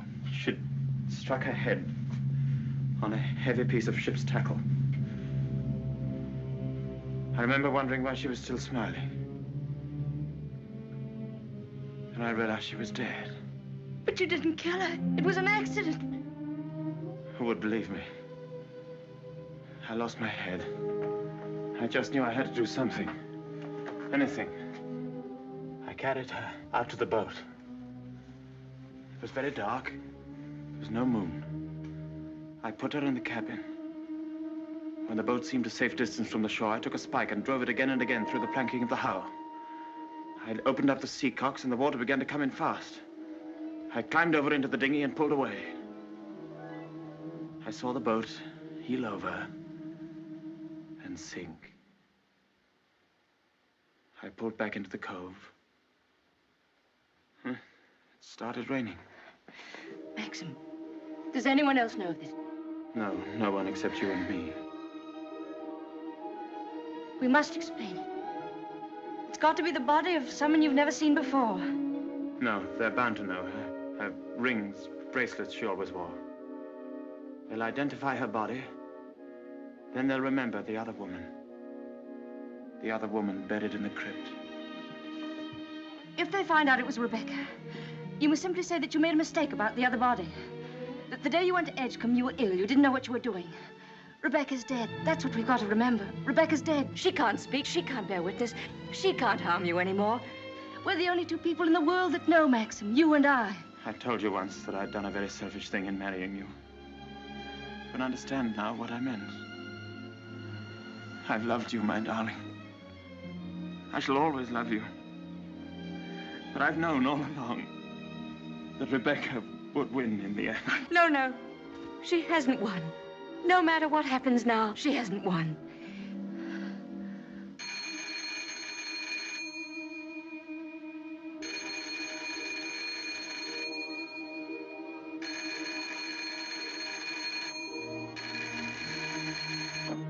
Hello? Hello? Oh. Hello, Frank. Hello, Frank. Yes. Who? Colonel Julian? Yes, tell him I'll meet him there as soon as I possibly can. What? Well, say, we could talk about that when we're sure about the matter. What's happened? Colonel Julian called. He's the chief constable of the county. He's been asked by the police to go to the mortuary. He wanted to know if I could possibly have made a mistake about that other body.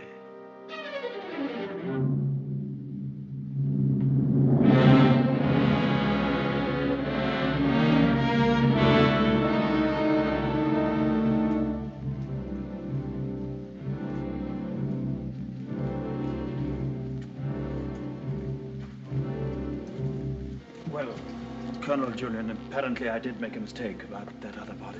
The mistake was quite natural under the circumstances. Besides, you went well at the time. That's nonsense. I was perfectly well. Oh, don't let it worry you, Maxim. Nobody can blame you for making a mistake. Pity is you've got to go through the same thing all over again. What do you mean? Well, there had to be another inquest, of course. Same formality and red tape. Oh. Wish you could be spared the publicity of it, but I'm afraid that's impossible. Oh, yes, the publicity. I suppose Mrs. De Winter went below for something, and the squall hit the boat with nobody at the helm. I imagine that's about the solution of it, don't you think so, Crawley? Oh, yes. Probably the door jammed and she couldn't get on deck again. Yeah. Tad, boat builder, will undoubtedly come to some such conclusion. Why, what would he know about it? Well, he's examining the boat now. Purely as a matter of routine, you know. I'll be at the inquest tomorrow, Maxim. Quite unofficially, you know. We must get together for a game of golf when it's all over, eh? Bye-bye.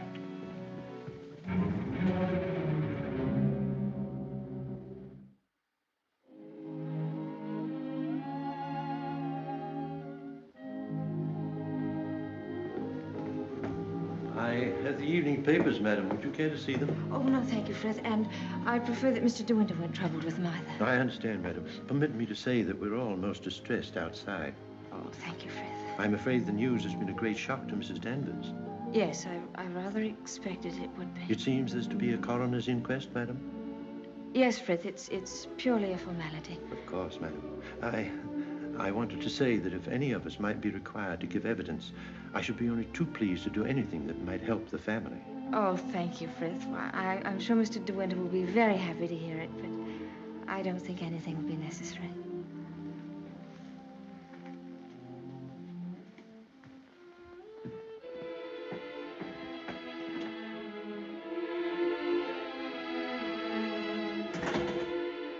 Maxim. Hello, darling. Oh, Maxim, I'm worried about what you'll do at the inquest tomorrow. What do you mean? You won't lose your temper, will you? Promise me that they won't make you angry. All right, darling. I promise. No matter what he asks you won't lose your head. Don't worry, dear. They can't do anything at once, can they? No. Then we've a little time left to be together. Yes. I want to go to the inquest with you. I'd rather you didn't, darling. But I can't wait here alone. I promise you I won't be in any trouble to you, and I must be near you so that no matter what happens, we won't be separated for a moment. All right, dear. I don't mind this whole thing, except for you.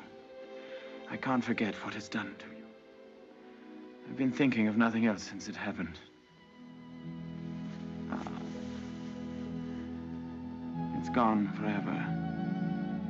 That funny, young, lost look I loved won't ever come back.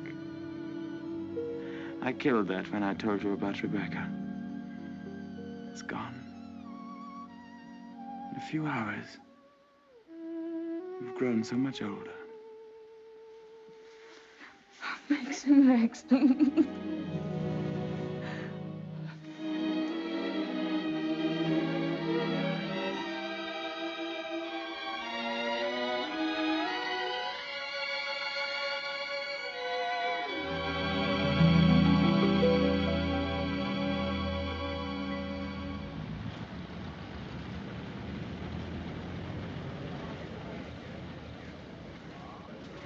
Black Jack Brady was his name. The most important arrest I ever made. It must have been about 2 years ago now. Of course, there was no doubt about it. He was hung a month after I caught him. Hello, wait a minute. They've got old Balmy Ben up now. You remember the late Mrs. De Winter, don't you? She's gone. Yes, we know that. She went in the sea. The sea got her. That's right, that's right. Now, we want you to tell us whether you were on the shore that last night she went sailing. Eh? Were you on the shore that last night she went out when she didn't come back? I didn't see nothing. I don't want to go to the asylum. Them cruel folks there. Now, nobody's going to send you to the asylum. All we want you to do is to tell us what you saw. I didn't see nothing. Come, come. Did you see Mrs. De Winter get into her boat that last night? I don't know nothing. I don't want to go to the asylum. Very well, you may go. Eh? You may go now. Now, Mr. Tabb. Yes, sir. Step forward, please.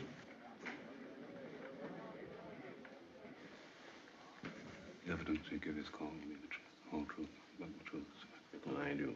So help me now. The late Mrs. De Winter used to send her boat to your shipyard for reconditioning. That's right, sir. Can you remember any occasion when she had any sort of accident with the boat? No, sir. I often said Mrs. De Winter was a born sailor. Now, when Mrs. De Winter went below, as is supposed, and a sudden gust of wind came down, that would be enough to capsize the boat, wouldn't it? Excuse me, sir, but there's a little more to it than that. Well, what do you mean, Mr. Tabb? I mean, sir, the seacocks. What are the seacocks? Oh, well, the seacocks are the valves to drain out the boat. They're always kept tight closed when you're afloat. Yes? Well, yesterday, when I examined that boat, I found they'd been opened. Well, what could be the reason for that? Just this. That's what flooded the boat and sunk her. Are you implying? That boat never capsized at all. I know it's a terrible thing to say, sir, but in my opinion, she was scuttled. And there's them holes. What holes? You know, planking. What are you talking about? Of course, that boat's been underwater for over a year. And tide's been knocking her against the ridge. But it seemed to me, them holes looked as if she'd made them from the inside. Then you believe she must have done it deliberately? Couldn't have been no accident. Not with her knowledge of boats. You knew the former Mrs. De Winter very well, I believe. Oh, yes. Would you believe her capable of suicide? No, frankly, I would not. You never can tell. You may stand down, Mr. Tabb. Mr. De Winter, please.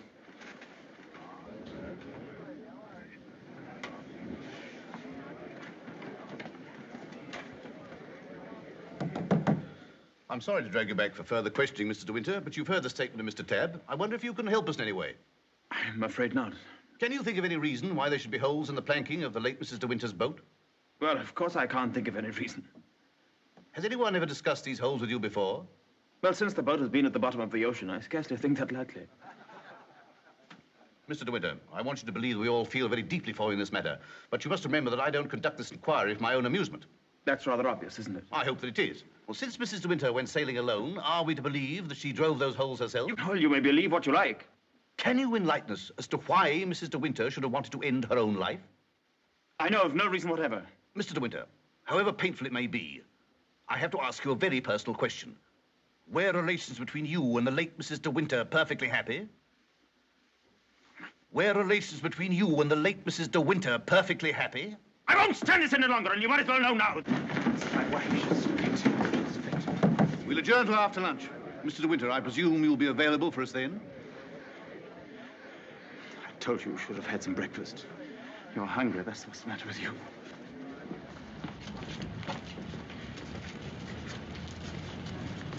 Mr. Frith thought you might like to have some lunch from the house and sent me with it. Oh, that's fine, man. And can you pull around the corner? Very good, sir.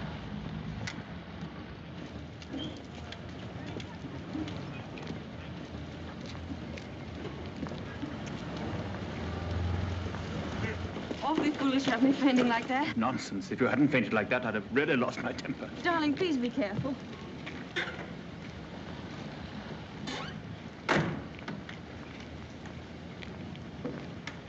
Darling, wait here a few moments. I'll see if I can find old Frank. Of course, darling. Don't worry about me. I'll be all right. Sure? Here. Try a spot of this. Do you good. Thank you. Are you all right? Yes, of course. Won't be long. Right you are. Hello. And how does the bride find herself today? I say, marriage with Max is not exactly a bed of roses, is it? I think you better go before Maxim gets back. Oh, jealous, is he?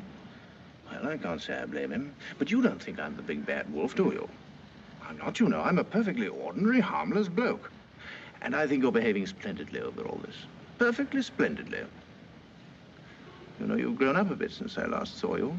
It's no wonder. What do you want, Father? Oh, hello, Max. Things are going pretty well for you, aren't they? Better than you ever expected.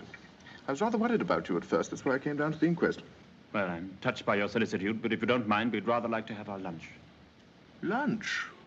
I say, what a jolly idea. Rather like a picnic, isn't it? Oh, I'm so sorry. Do you mind if I put this there? You know, Max, old boy, I really think I ought to talk things over with you. Talk what things over? Well, those holes in the planking, for one thing. Those holes that were drilled from the inside. Oh, Mullen. Yes, sir? Would you, like a good fellow, have my car filled with petrol? It's almost empty. Very good, sir. And Mullen, close the door, will you? Yes, sir. Does this bother you?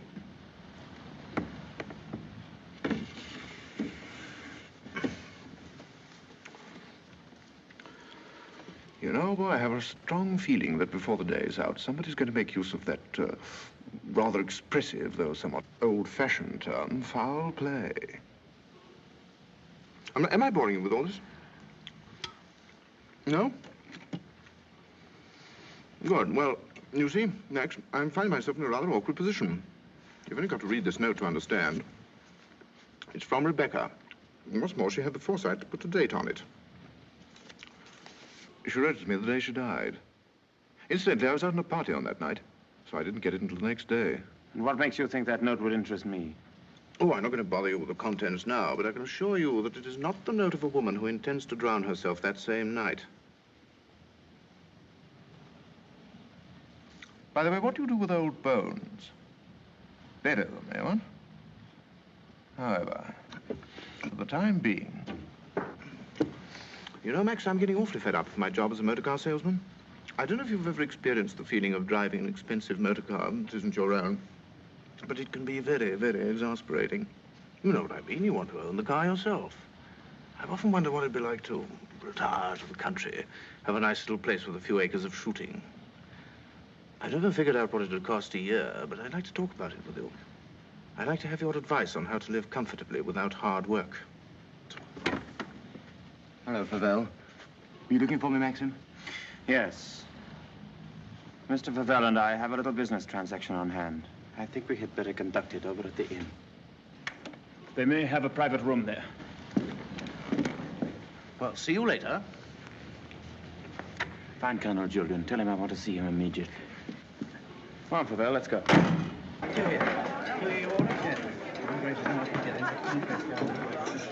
Have you a private room, please? Of course, sir. Through there, sir. Hope this will do, Mr. De Winter. Oh, splendid. Splendid. Exactly like the Ritz. Any orders, gents? Yes, you might bring me a large brandy and soda. How about you, Max? Have one on me. I feel I can afford to play host. Thanks, I don't mind if I do. Make it two, will you, like a good fellow? Very good, sir. Where's Mr. De Winter? Through the other door, sir. Colonel Julian, this is Mr. Favell. Oh, I know Colonel Julian. We're old friends, aren't we? Well, since you're old friends, I assume you also know he's head of the police here. I think he might be interested to hear your proposition. Go on, tell him all about it. I don't know what you mean. I merely said I hope to give up selling cars and retire into the country. Actually, he offered to withhold a vital piece of evidence from the inquest if I made it worth his while. I only want to see justice done, Colonel. Now, that boat builder's evidence suggested certain possible theories concerning Rebecca's death. One of them, of course, is suicide. Now, I have a little note here which I consider puts that possibility quite out of court. Read it, Colonel. Jack, darling, I've just seen the doctor, and I'm going down to Mandalay right away. I shall be at the cottage all this evening and shall leave the door open for you. I have something terribly important to tell you. Rebecca. Now, does that look like the note of a woman who had made up her mind to kill herself? And apart from that, Colonel, do you mean to tell me that if you wanted to commit suicide, you'd go to all the trouble of putting out to sea in a boat and then take a hammer and chisel and laboriously knock holes through the bottom of it? Come, Colonel, as an officer of the law, don't you feel there are some slight grounds for suspicion? Of murder? What else? You've known Max a long time, so you know he's the old-fashioned type who'd die to defend his honor, or who'd kill for it. It's blackmail. Pure and simple. Blackmail is not so pure, nor so simple. It can bring a lot of trouble to a great many people. And the blackmailer sometimes finds himself in jail at the end of it. Oh, I see. You're going to hold De Winter's hand through all this. Just because he's the big noise around here, and he's actually permitted you to dine with him. Be careful, Favell. You've brought an accusation of murder. Have you any witnesses? I do have a witness. Oh. It's that fellow Ben. That stupid coroner hadn't been as much of a snob as you are. He'd have seen that half-wit was hiding something. And why should Ben do that? Because we caught him once, Rebecca and I, peering at us through the cottage window. Rebecca threatened him with the asylum. That's why he was afraid to speak. But he was always hanging about. He must have seen this whole thing. It's ridiculous even listening to all this. You're like a little trades union, all of you, aren't you? And if my guess is right, Crawley, there's a bit of malice in your soul toward me, isn't there? Crawley didn't have much success with Rebecca. But he ought to have more luck this time. And the bride will be grateful for your fraternal arm, Crawley, in a week or so. Every time she faints, in fact. De Winter! Max, please. That temper of yours will do you in yet, Max. Oh, excuse me, gentlemen. Now, is there anything else? Yes. You might bring Mr. De Winter a sedative. No, nothing at all. Just leave us. Very good. Now, Favell, let's get this business over. As you seem to have worked out the whole thing so carefully, perhaps you can provide us also with a motive. I knew you were going to bring that up, Colonel. I've read enough detective stories to know that there must always be a motive. And if you'll all excuse me a moment, I'll supply that, too. I wish you'd go home. You ought not to be here through all this. Please let me stay, Maxim. Surely, Colonel Julian, you're not going to allow this fellow to... My opinion of Favell is no higher than yours, Crawley. But in my official capacity, I have no alternative but to pursue his accusation. I entirely agree with you, Colonel. In a matter so serious as this, we must make sure of every point, explore every avenue. And, in fact, if I may coin a phrase, leave no stone unturned. Here she is, the missing link, the witness who will help supply the motive. Colonel Julian, Mrs. Danvers, I believe you know everyone else. Won't you sit down? No offense, Colonel, but I think I'll put this to Danny. She'll understand it more easily. Danny, who was Rebecca's doctor? Mr. De Winter always had Dr. McLean from the village. Now, you heard. I said Rebecca's doctor in London.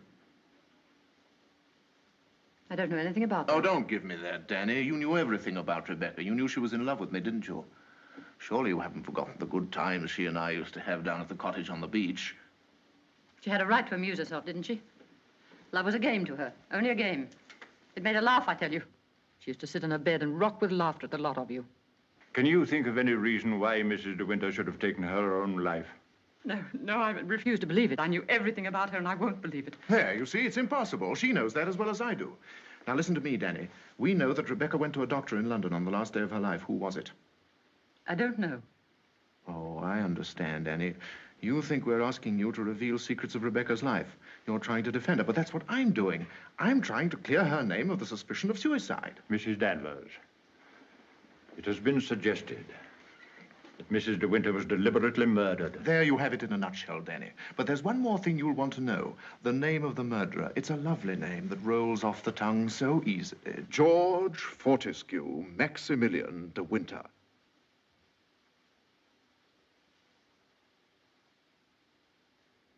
There was a doctor. Mrs. De Winter sometimes went to him privately. She used to go to him even before she was married. We don't want reminiscences, Danny. What was his name?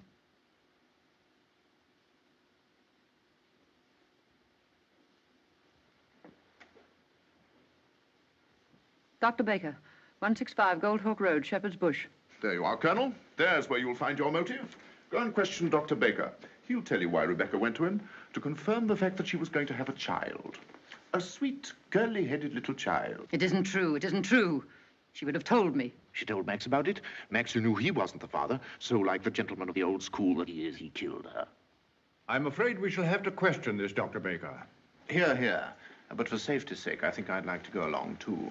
Yes, unfortunately, I suppose you have the right to ask that. I'll see the coroner and have the inquest postponed pending further evidence. I say, aren't you rather afraid that the prisoner, should we say, might bolt? You have my word for it that he will not do that. Toodaloo, Max. Come along, Danny. Let's leave the unhappy couple to spend their last moments together alone.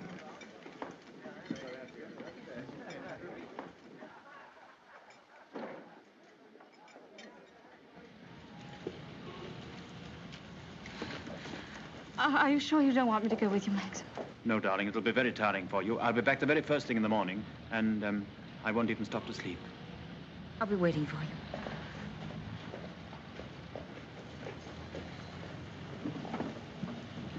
you. Ready, Maxim? Yes. You two go on ahead. I'll follow with Favell.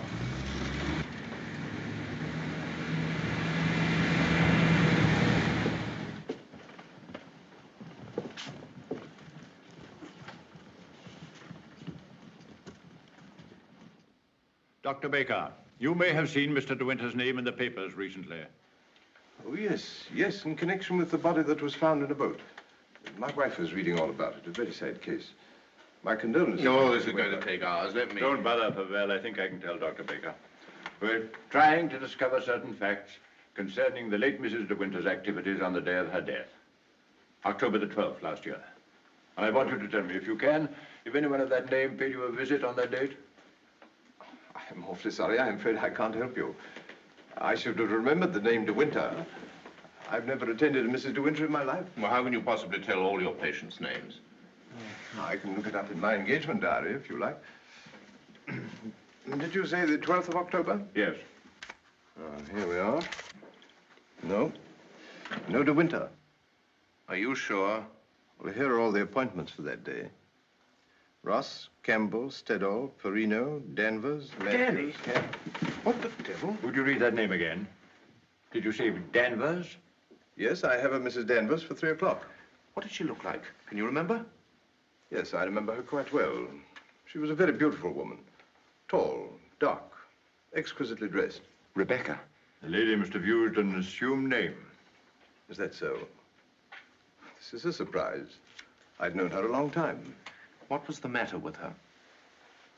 My dear sir, there are certain ethics. Could you supply a reason, Dr. Baker, for Mrs. De Winter's suicide? For her murder, you mean? She was going to have a kid, wasn't she?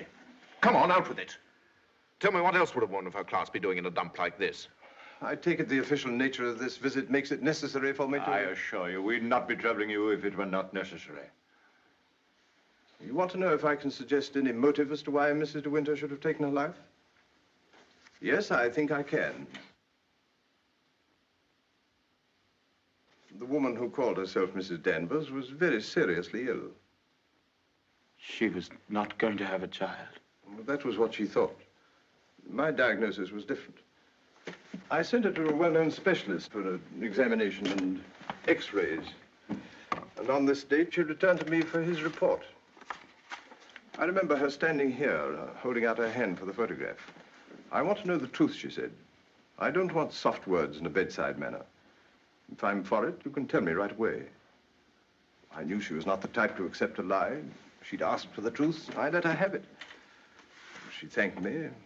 I never saw her again, so I assumed that... What was wrong with her? Cancer. Yes, the growth was deep-rooted. An operation would have been no earthly use at all. In a short time, she would have been under morphia. There was nothing that could be done for her, except wait. Did she say anything when you told her? She smiled in a queer sort of way. Your wife was a wonderful woman, Mr. De Winter. And, oh, yes, I remember she said something that struck me as being very peculiar at the time. When I told her it was a matter of months, she said, "Oh, no, doctor, not that long."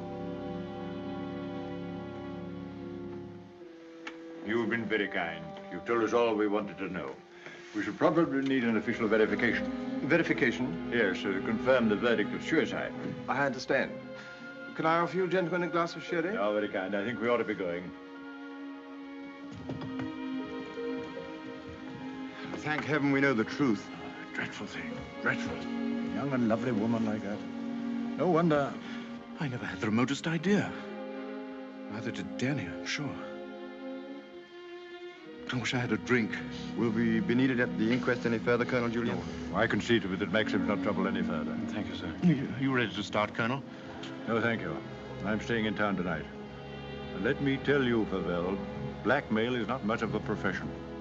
We know how to deal with it in our part of the world, strange as it may seem to you. Oh, I'm sure I don't know what you're talking about. But if you ever need a new car, Colonel, just let me know.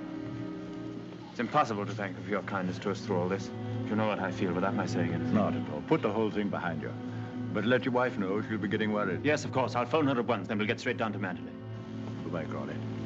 Maxim's got a great friend.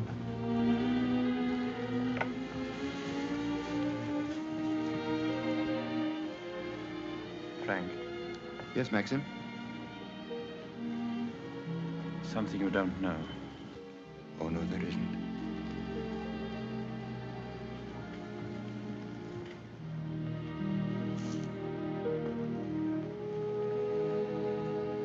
I didn't kill her, Frank.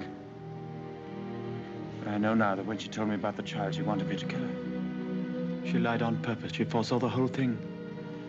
That's why she stood there laughing when she... Don't think about it anymore. Thank you, Frank. Hello, Danny. I just wanted to tell you the news. Rebecca held out on both of us. She had cancer. Yes, suicide. And now Max and that dear little bride of his will be able to stay on at Mandalay and live happily ever after. Bye-bye, Danny. This your casa? Yes? Will you be going soon? This isn't a parking place, you know. Oh, isn't it? Well, people are entitled to leave their cars outside if they want to. It's a pity some of you fellows haven't anything better to do. When you phoned, did she say she'd wait up? I asked her to go to bed, but she wouldn't hear of it. I wish I could get some more speed out of this thing. Is something worrying you, Maxim? I can't get over the feeling something's wrong.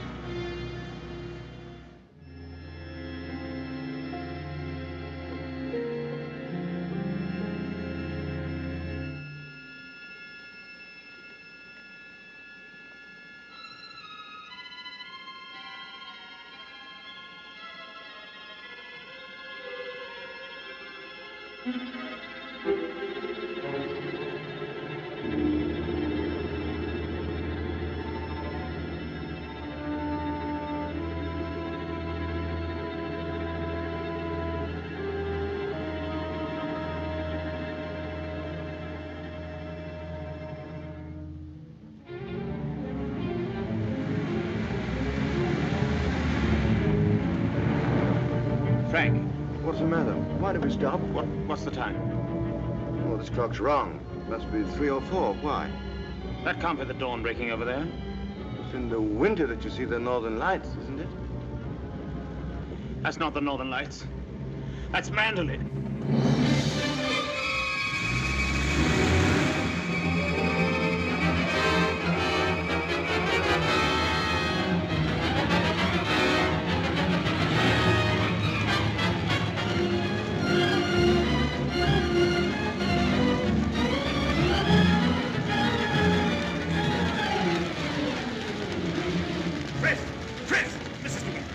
vanish. I thought I saw her, sir. Where?